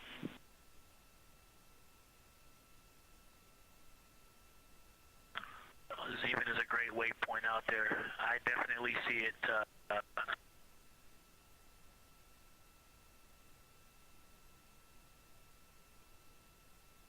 Yeah, Zeeman is very easy to find, and that is awesome. Thank you for pointing that out. Feel free to do that as often as you think of things. Let's see, looking back at Oriental. Okay, another thing, after looking through the zoom camera, man, you guys are smart. You probably did this on purpose, but after looking with my plain eyes and then going to the 400 millimeter zoom, now looking at it, I see the cliff face as if you were standing in the center. That inner and outer ring have definitely some real terrain to them, and now I can see that as terrain. Now that I look at it even with my naked eye, I can tell that there's a lot of elevation and that, like I said, a cliff face on that eastern edge where all the darker deposits are. And it's just the scale now. Looking at it from far away before, it seemed like flat with color painted on it, but now that I look at it, I can definitely see that there is, different depositional characteristics, and so the darker is some other material, but there's also some shadowing going on because of the cliff face that is a part of that crater wall. Great description, Victor. Thanks, and really interesting to hear now the distinction between shadow and color. Before I let you go back to other observations, you mentioned that Reed saw a browner hue to the annular ring than the rest of Oriental. Are you seeing that from your vantage point?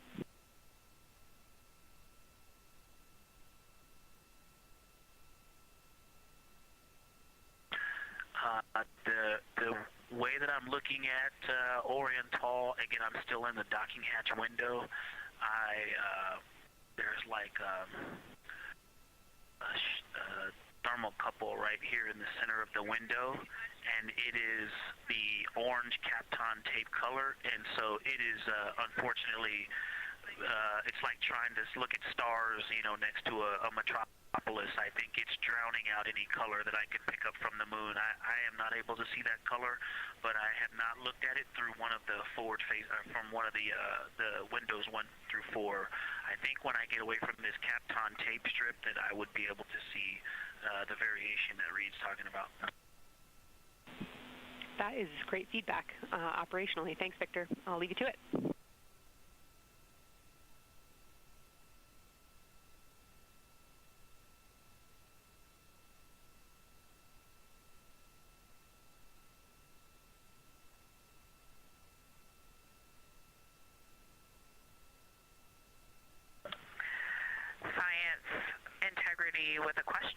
the window team. Integrity, this is Science here with you.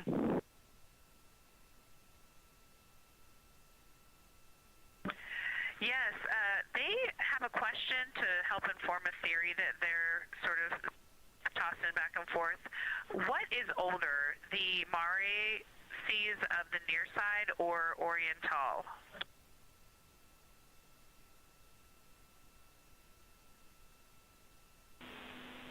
Stand by, Integrity. We're going to get you a little geologic history here.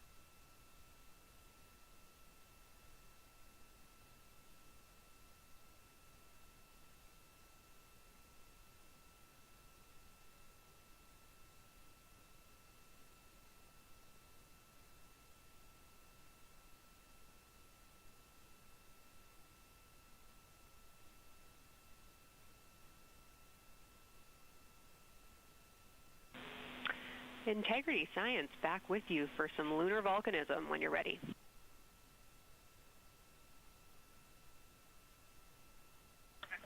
Go ahead. You're making our day down here getting to talk about lunar volcanoes.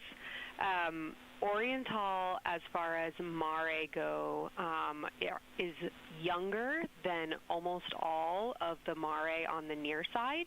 The exception are features like Aristarchus, which really pop out to you guys and really pop out to us here on Earth.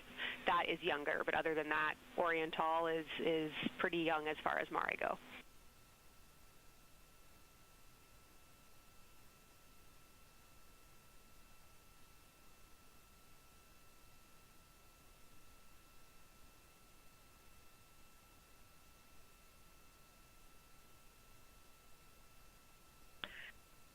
Kelsey, thanks for that. We love lunar volcanism too.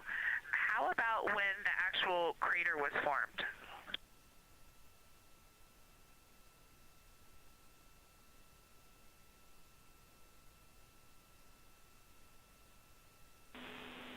Yeah, we're going to get you an age for Oriental, and while we're getting that, Christina, can you, maybe you've heard the window team talk about the sort of contacts around Oriental, but because that material is so much younger, if anything pops out to you about physical relationship between that and surrounding terrain, we'd love to hear it.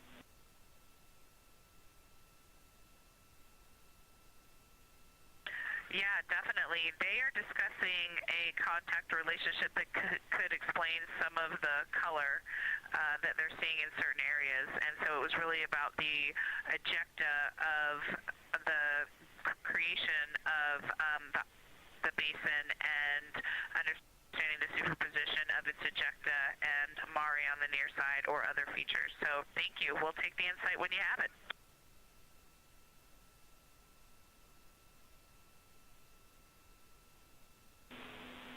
Thank you, Integrity. And I know Jenny wants to get to you with some topics, so I'll leave you with Oriental is 3.8 billion years old.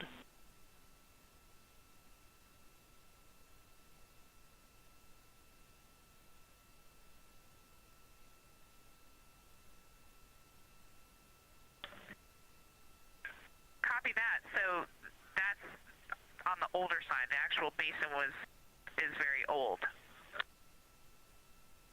Correct, as is the case with a lot of mare. Typically the big basin formed and then the, volcanic eruption was able to punch through the crust where it was weakened by that basin formation.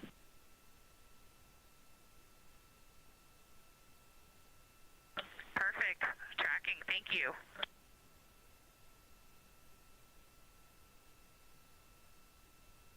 NASA astronaut Christina Cook calling down some questions to the science team on console. The voice you're hearing with those answers is Dr. Kelsey Young. She is joined by Trevor Graff on console today. Christina asking about the age of Oriental and specifically the mare regions. Those are those dark regions that you see. They are paved or filled by volcanic deposits.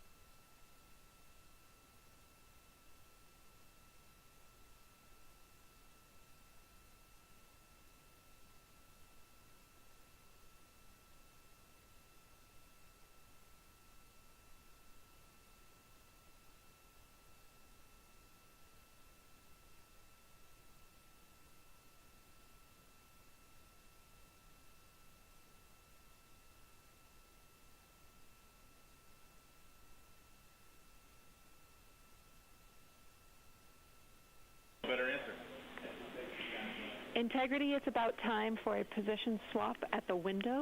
So we will ask Reed and Jeremy to swap positions. And I'll remind you again about your SD cards. And Victor or Christina, I have one window task for the cabin team when you're ready.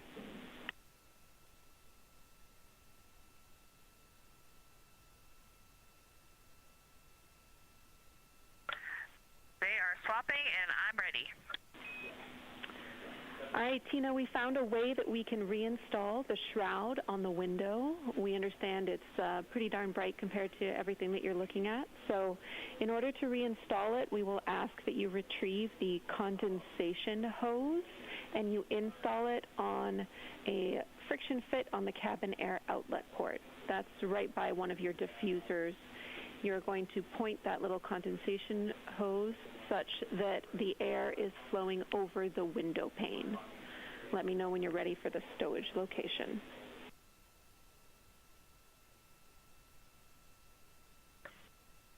Ready.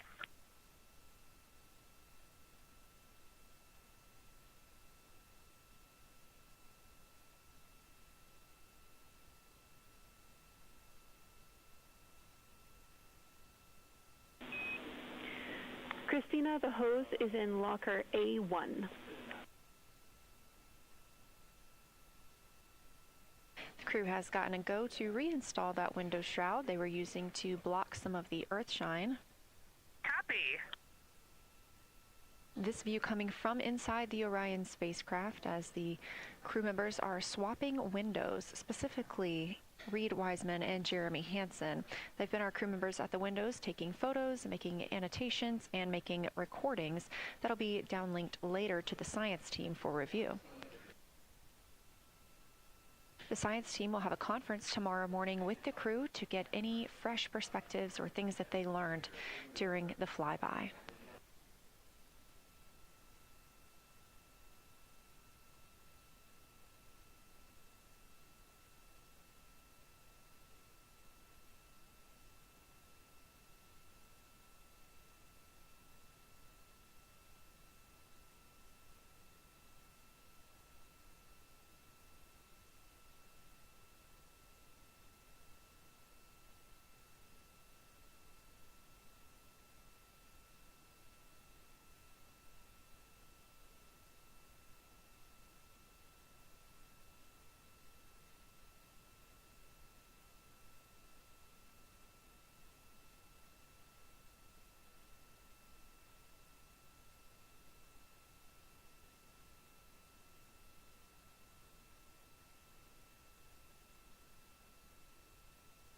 Again, we are now in the third of 5 observation blocks for the crew scheduled for today. During this flyby, Orion is passing around between 4,000 and 6,000 miles from the moon and providing the crew with a full view of the lunar surface. It's a higher vantage point and much farther than Apollo's lunar orbits on average. So from this view, astronauts can observe both the North and South Pole and large-scale geologic features in one single view.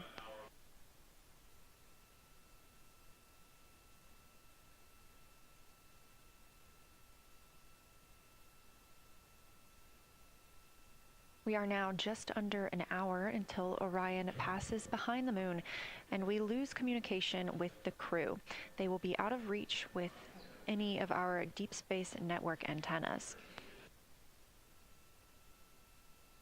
That loss of signal will last about 40 minutes, and we expect to regain communications with them once they fly behind the other side of the moon. While they are behind the moon, they will also reach their max Earth altitude as well as their closest approach to the lunar surface.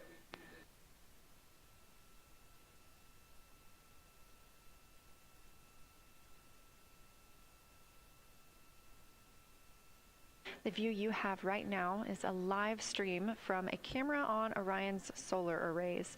You are looking at a live view of the moon, and 4 people are inside that spacecraft taking pictures of it, telling us everything that they are seeing. The first humans to do so in over 50 years. They'll be sending those pictures down for all of us to enjoy, and of course, especially the science team, who are very excited for what they are learning today.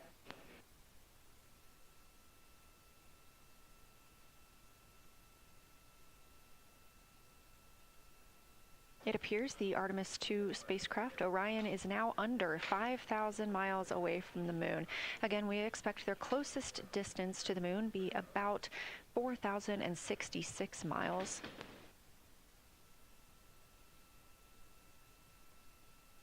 That is an estimate at this point, and we will make sure to share that closest approach distance once we receive it.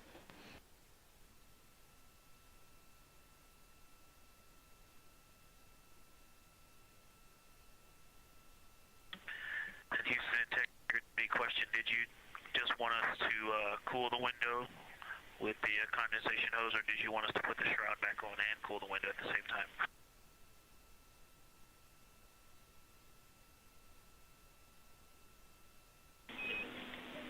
Victor, we definitely want you to cool down the window with the condensation hose. It's crew preference whether you put the shroud back on. The hose will allow you to do that if it helps with your lunar flyby.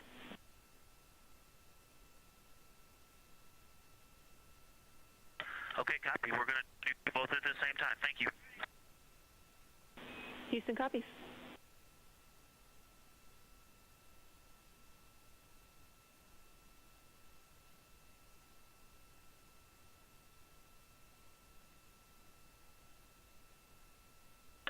Houston, thank you for that suggestion. The cabin is darkened again, and that makes a big difference for the imagery. And for science, we are now seeing a half moon.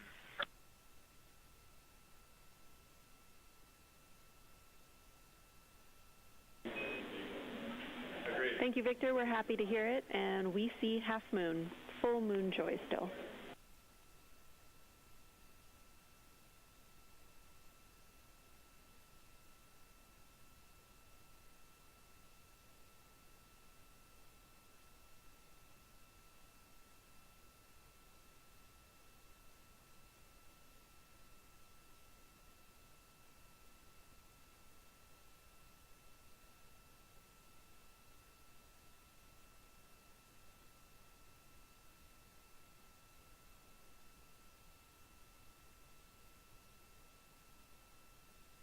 Crew reporting from Orion that they are seeing half the moon, which is about what it looks like here from this view from the spacecraft. However, what has become a little bit of a catchphrase for this mission, everyone is reporting full moon joy.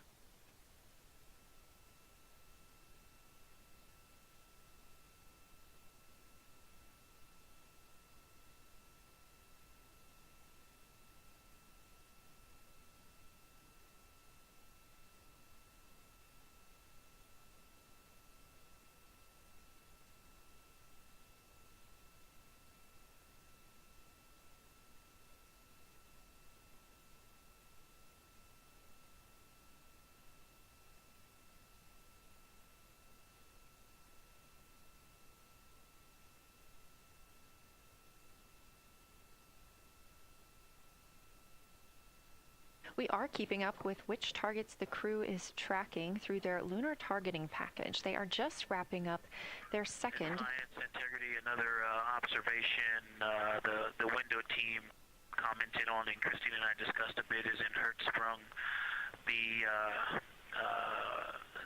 solid and intact crater is very smooth. If it were a dirt road, it's very hard packed, and then you go outside of it, and that outer crater, that's the one that is older.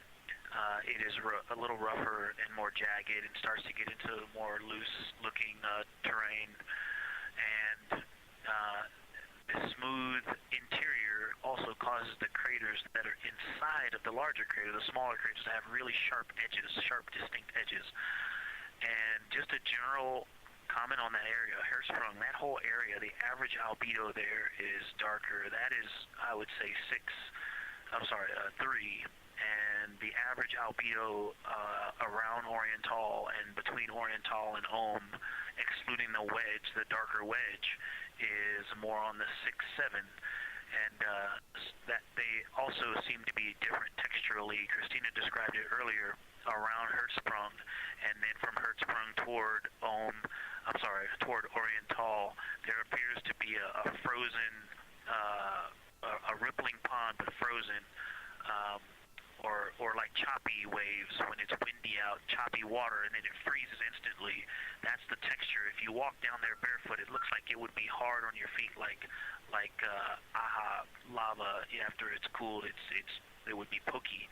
Except for right there in the center of Hertzsprung, it looks paved, like a paved road, nice and smooth.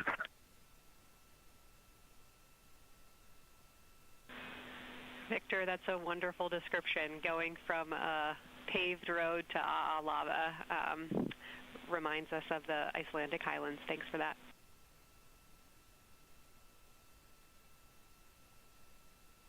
And science, another in the interior of the very intact, the interior of the intact crater at Hertzsprung is albedo variation. I think I heard one of the window crew maybe say color variation, but definitely albedo variation. There's lighter patches and slightly darker patches. It's not swirling, it's just patchy. It just has spots that are lighter, and I would say a predominantly darker average area. Great descriptions, Victor. Thanks. Not swirly, just patchy is really helpful for us.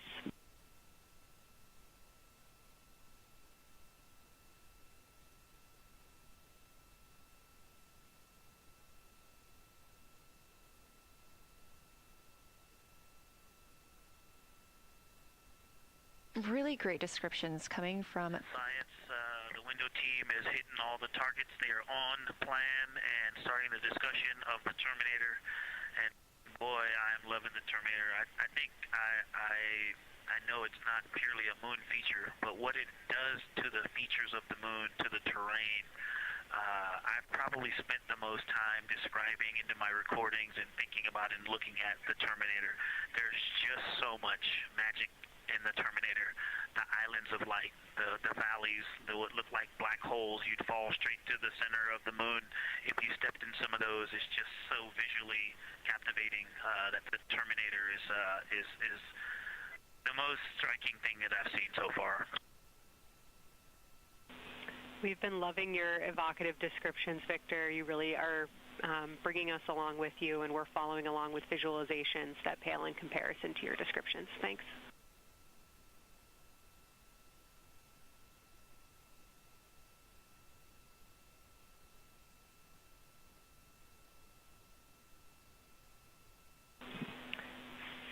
Integrity Science, one more question on a status of what the window team chose to observe for crew choice.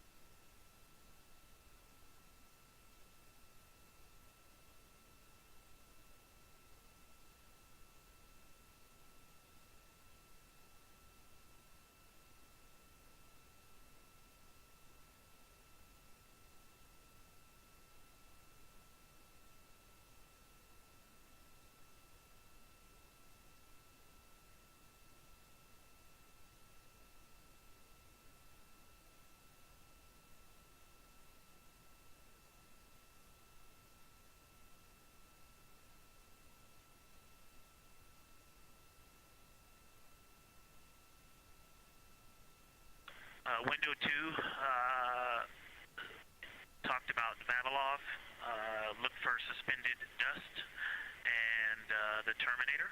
And window 3 about the experience and about the three-dimensionality of the moon this close. Wonderful. And another observation about Oriental, I would say, is the features going off to the southwest, the two large, almost look like scratches in the surface. I don't know if they're rays or canyons or collapsed lava tubes, but two distinct features that are almost parallel going off southwest from Oriental Basin. They are the first things that made me notice parallax of our trajectory looking out at Oriental.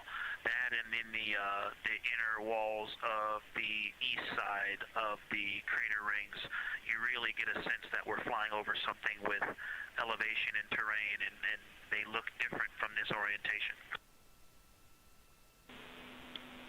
Love to hear it, Victor. And you had it that those chains are actually crater rays, secondary craters formed from the formation of Oriental.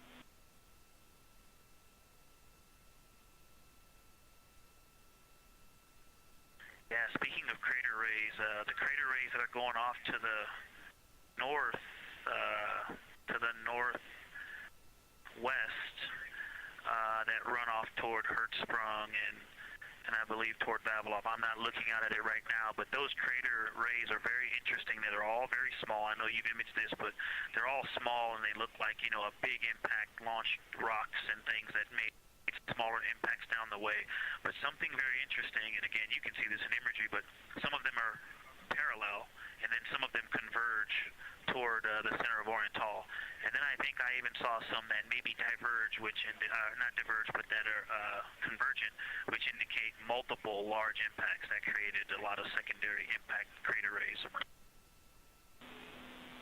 Fantastic, Victor. And I'll note that we can infer that you're looking down at your freshly named Integrity crater, which is near the end of one of those beautiful crater rays from Oriental. Thanks for the description.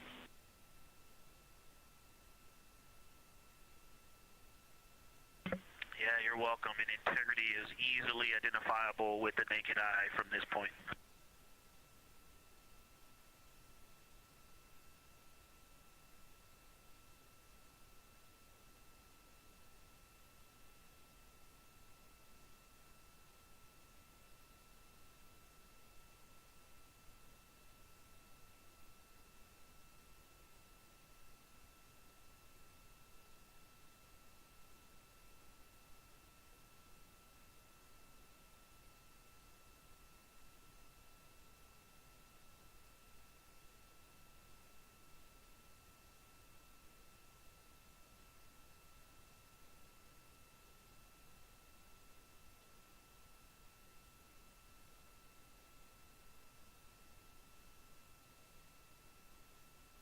We've been hearing some great situation reports from Victor Glover, the pilot of the Artemis 2 mission, calling down to the science team, letting them know what he is seeing. And one of those things is Hertzsprung Basin.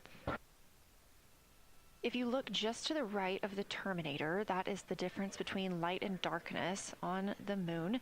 You can see what he's describing when he says Hertzsprung Basin and how it looks a little bit paved in the middle there. It's almost in the very center of the moon in this view, coming from the Orion spacecraft and a camera mounted on its solar array.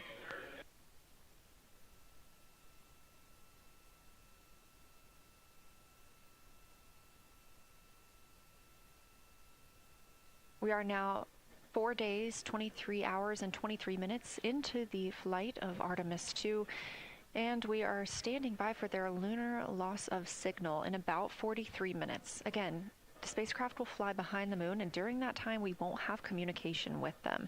They will be out of reach of our deep space network. However, we will regain communication with them approximately 40 minutes later when they come around the other side of the moon.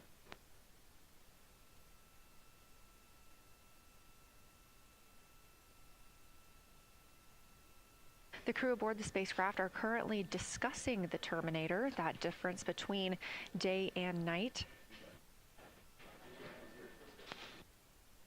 The science team is interested in learning about the topography and the color of the lunar surface, and it's already been very interesting to hear that they have seen colors like greens and browns while looking at the moon.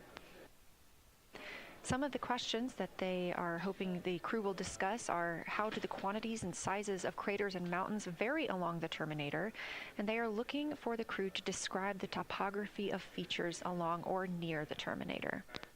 They're also looking for more information on any color or tone variations, and they're hoping that the crew will take images to illustrate their findings. Glover reported earlier that the crew has missed none of their targets when they are photographing at the window.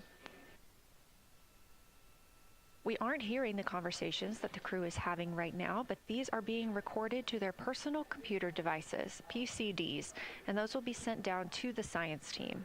The science team will have a conference with the crew tomorrow morning to discuss their findings and experience when looking at the moon today.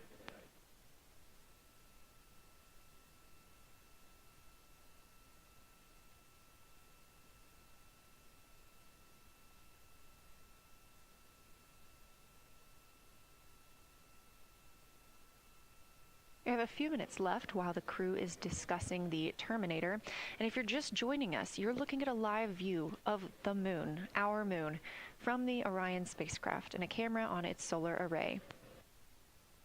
Inside that spacecraft, 4 astronauts, Reed Wiseman, Victor Glover, Christina Cook, and Jeremy Hansen, the first 4 people to fly around the moon in over 50 years.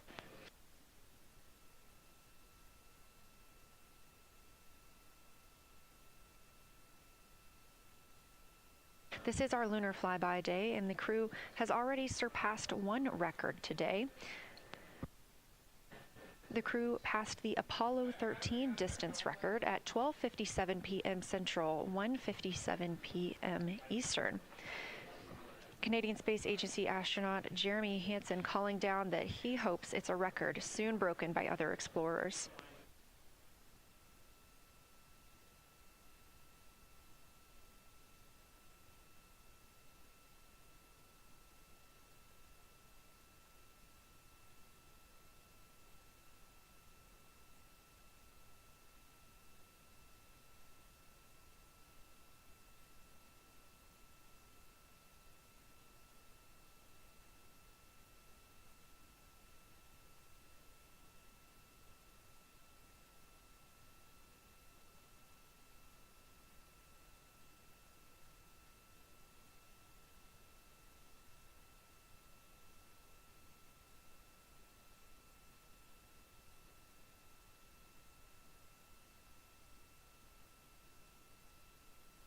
We are live in Artemis Mission Control in Houston, Texas, monitoring the flight of Artemis 2.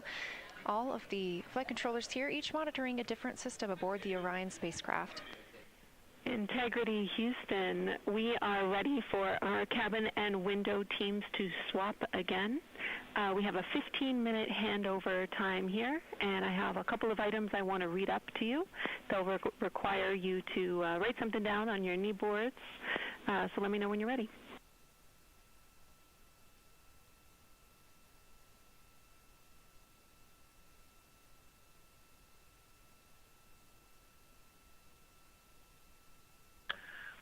Okay, Houston, we are ready.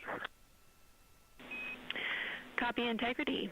First of all, once you start this next shift here, during this lunar observation shift, we will begin our lunar LOS, so you can expect a call from me a few minutes prior reminding you.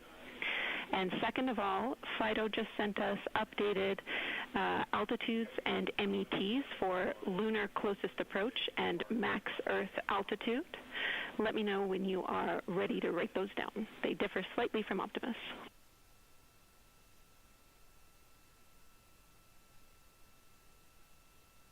Thanks, Jenny. We are ready to copy. Lunar closest approach will be at MET 5 days, 0 hours, 25 minutes, 34 seconds, and the altitude will be 4,067 statute miles. Maximum Earth altitude will be at MET 5 days, 0 hours, 27 minutes, 39 seconds, with an altitude of 252,756 statute miles.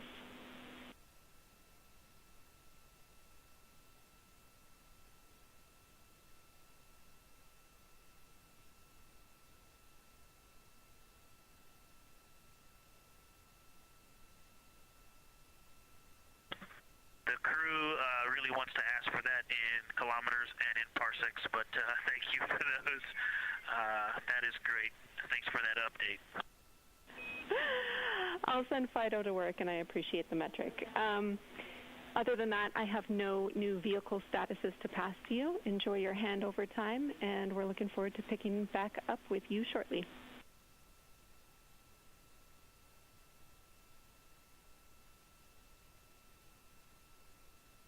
All right, we'll talk to you shortly.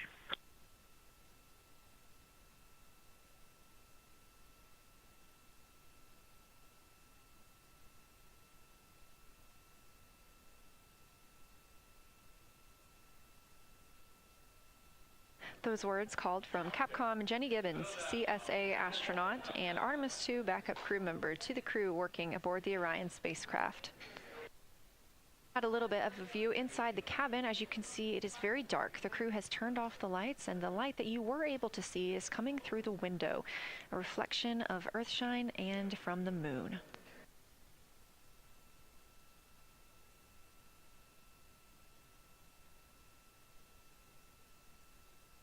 The crew is moving into their next observation block, meaning they are taking time to switch cabin and window teams.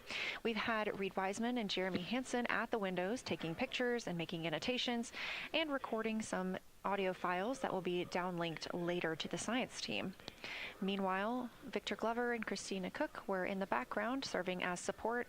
They were also timelined to enjoy a little bit of their midday meal. Now that we are swapping positions, the support team becomes Reed Wiseman and Jeremy Hansen. They will be in the background helping with SD card swaps, as well as providing those situational reports to the science team. Victor Glover and Christina Cook will be the astronauts at the window, photographing and speaking into those PCDs, portable computing devices, about what they're seeing on the moon. As you heard Capcom Jenny Gibbons call to the crew, this block is also when we will lose communications with the crew. That LOS, or loss of signal, is scheduled to be less than 35 minutes from now. We anticipate to be out of signal with them for about 40 minutes, and will regain that communication once they've flown around the other side of the moon.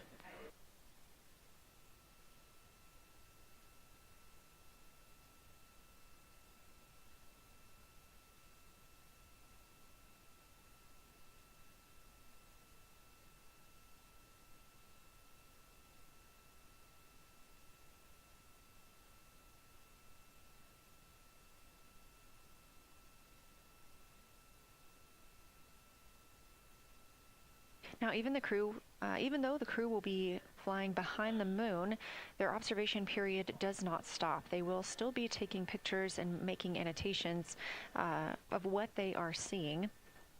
They'll be looking for the limb of the moon, Earth set, and then Vavilov crater, which we have previously seen. They'll swap positions at the window before moving into a crew choice option. They will get to pick things that are interesting to them on the surface, take pictures, and explain why they find them that way. They'll also be looking for any impact flashes. These are short-lived flashes on the lunar surface caused by impact bombardment.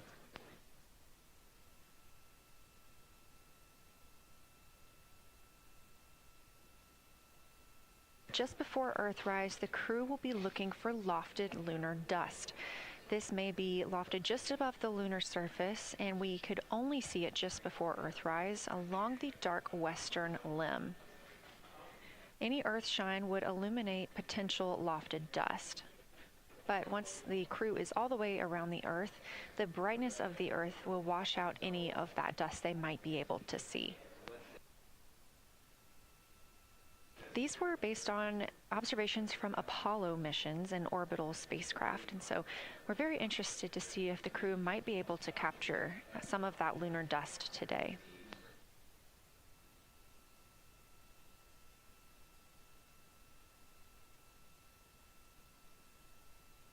Following that lofted lunar dust target, the next will be Earthrise. We will regain communications with the crew shortly after Earthrise.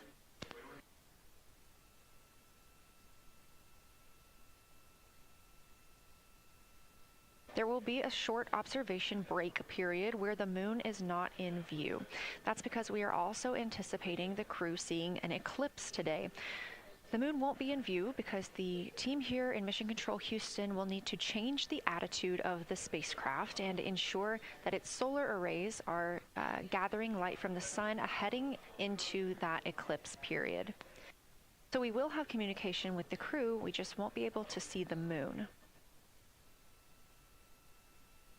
However, we will have views during that eclipse time frame. During that time, the science team is looking to know it will only be illuminated by Earthshine at that point, so they want to know what the whole moon looks like overall, but they also want the crew to look into deep space and potentially see if they can spot any planets.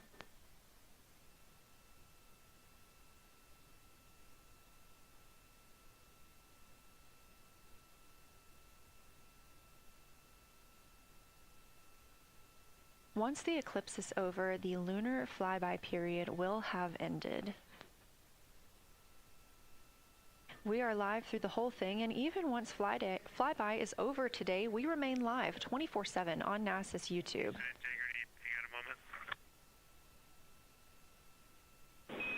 Go ahead.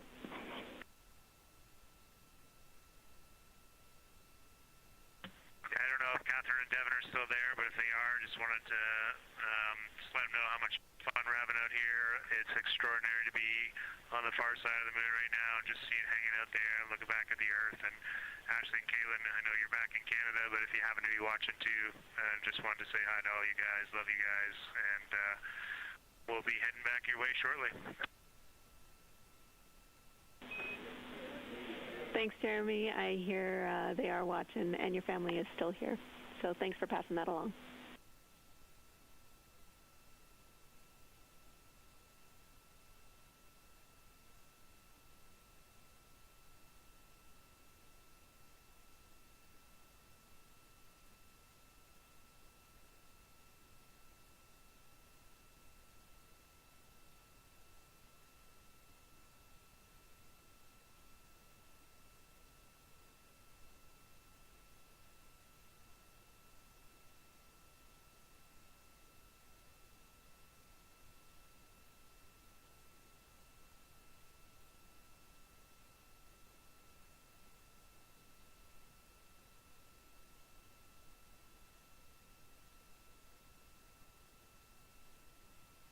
This view inside the Orion spacecraft, and it's a little hard to make out, but on the left there, that is Jeremy Hansen just calling down some well wishes to his family, joining us in the viewing room and watching online.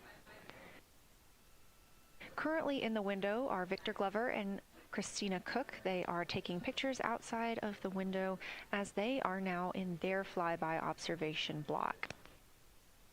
At this time, Reed Wiseman and Jeremy Hansen are serving as support crew members, and they are also going to have an opportunity to enjoy their midday meal at this time.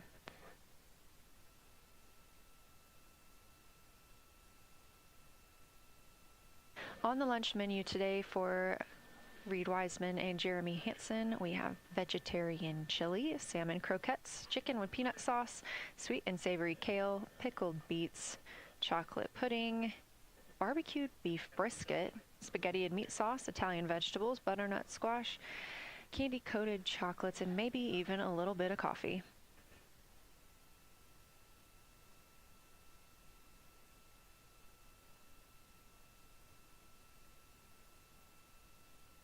And if you look closely, you can see it looks like they are getting into some of their food for the midday meal.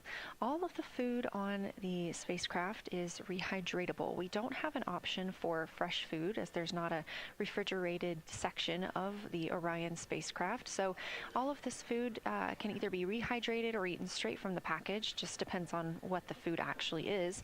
And for food that needs to be rehydrated, there is information on each package of how much water needs to fill that bag and what temperature it needs to be.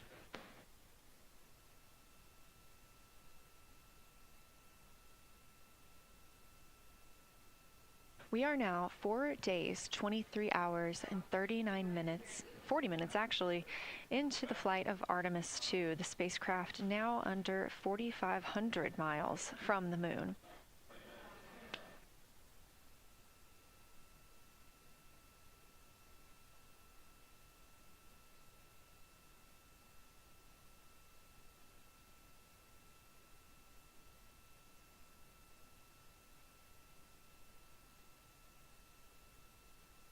We are now also under 30 minutes away from loss of signal with the astronauts. We will regain that communication about 40 minutes later. They will still be photographing the moon and documenting what they're seeing while they're behind the moon. And we especially look forward to potential Earthset and Earthrise views.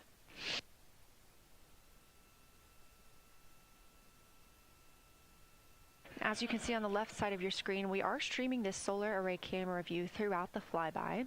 And the science team also plans to capture an occasional still photo with the solar array intermittently, perhaps one every 8 to 10 minutes. Still photos represent the highest resolution imagery from those GoPro cameras. So starting 5 minutes before Earthset and loss of signal, the science team will capture a series of photos, one every 30 seconds, to include Earthset, all the way through 5 minutes after Earthrise and acquisition of signal. In order to capture these frequent photos, the solar array camera that we were streaming will need to switch to time-lapse photo mode. So during this time, the streaming video quality won't be as sharp as you have it right now, but we want to ensure that the science team captures the data that they need during these time frames. And we really look forward to seeing those higher resolution images once they're available. But with the view you are seeing right now, we are sharing bandwidth on the Orion spacecraft with every system that is keeping the spacecraft powered and the crew alive, especially the environmental control and life support system. As this is the first flight with crew, this is also the first flight of a life support system, keeping the crew healthy and safe on the way to the moon and the way home.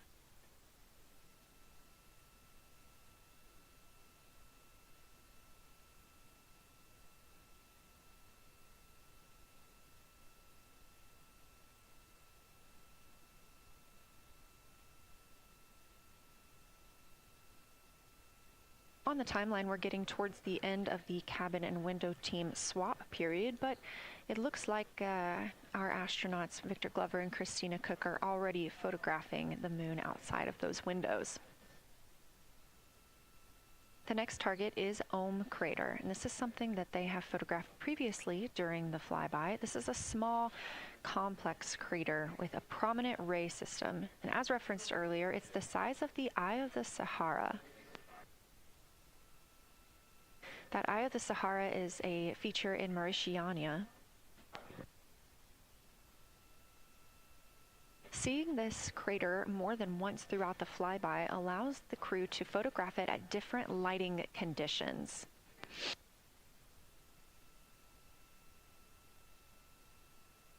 Those different lighting conditions help expose different portions of the target and can help the science team learn a little bit more about how it formed and what it is today.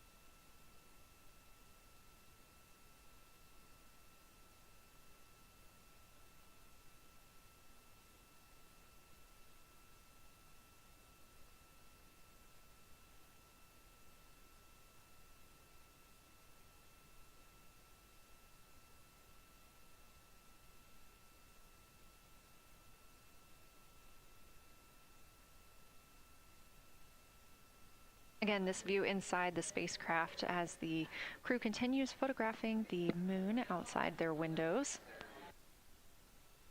They have turned the lights off to allow them to better get photos of the moon, preventing any reflections from coming in from the spacecraft.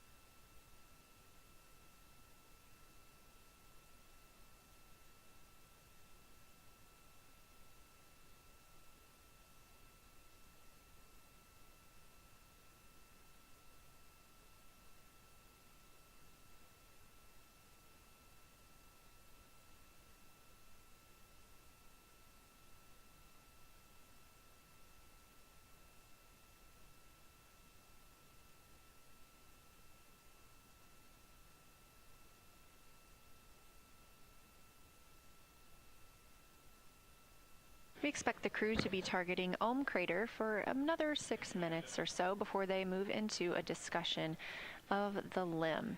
Now, the science team has asked for a science sit rep or situation report during that time, so we hope to hear calls from the crew on what they are observing.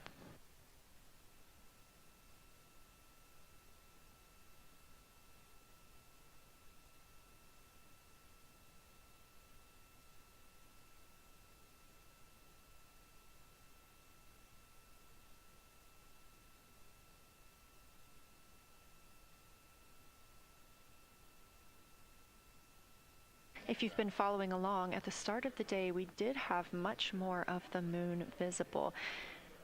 And even just an hour or so ago, we could see about half of the moon. We are now continuing to see more of the far side and that darkness where the moon is not reflecting light from the sun.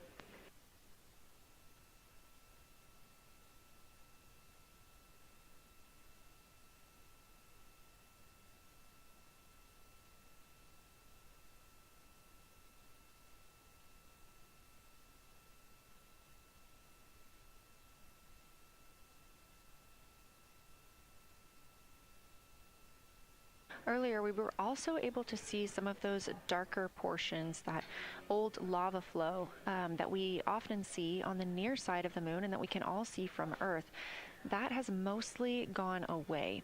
We are now just seeing very little of Oriental. That's down to the bottom right of the moon. You can see just a small dark portion near the limb.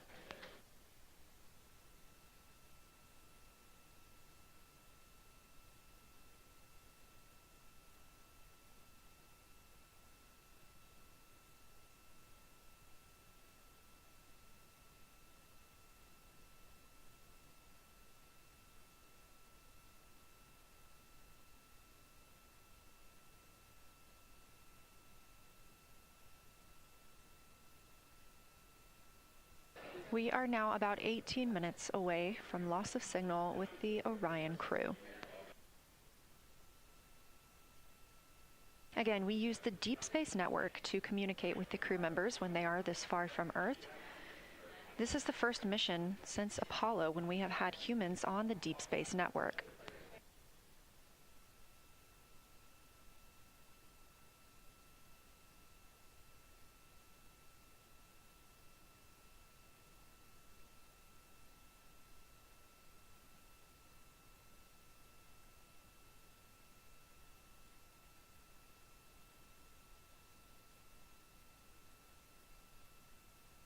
As you recently heard Capcom Jenny Gibbons call to the crew, we expect their closest approach to the moon to be at MET, or mission elapsed time, of 5 days, 25 minutes, and 34 seconds.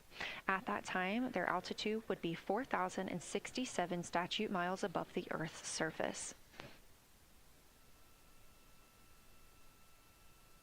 Just over 2 minutes later, they will reach their maximum distance from Earth. At mission elapsed time, 5 minutes, 5 days, 27 minutes, and 39 seconds. The altitude at that time would be 252,756 statute miles. These are our latest numbers, and we'll make sure to verify and confirm those once those milestones have been achieved. Obviously, we will be without communication to the spacecraft at that time, so once we regain communication, we will make sure to find out those numbers and report those to you.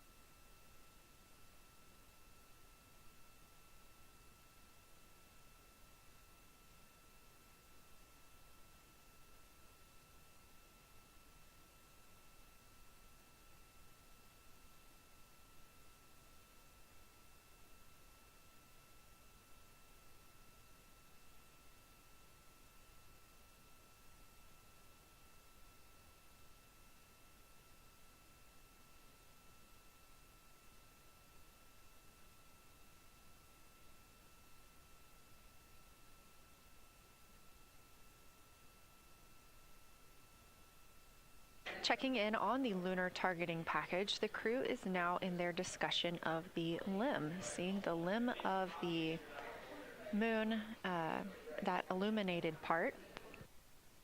Currently at the windows taking photos and making annotations are Victor Glover and Christina Cook. We are expecting loss of signal in about 13 minutes. We will regain that signal with the crew about 40 minutes later.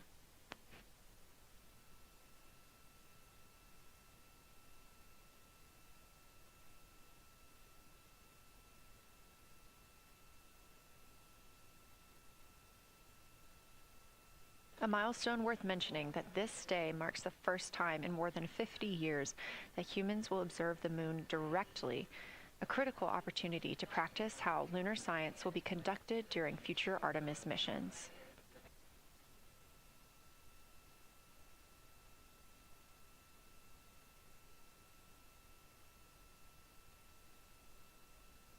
I've continued to reference the lunar targeting package throughout this broadcast, which is the primary tool guiding the crew observations, and that consists of two key components.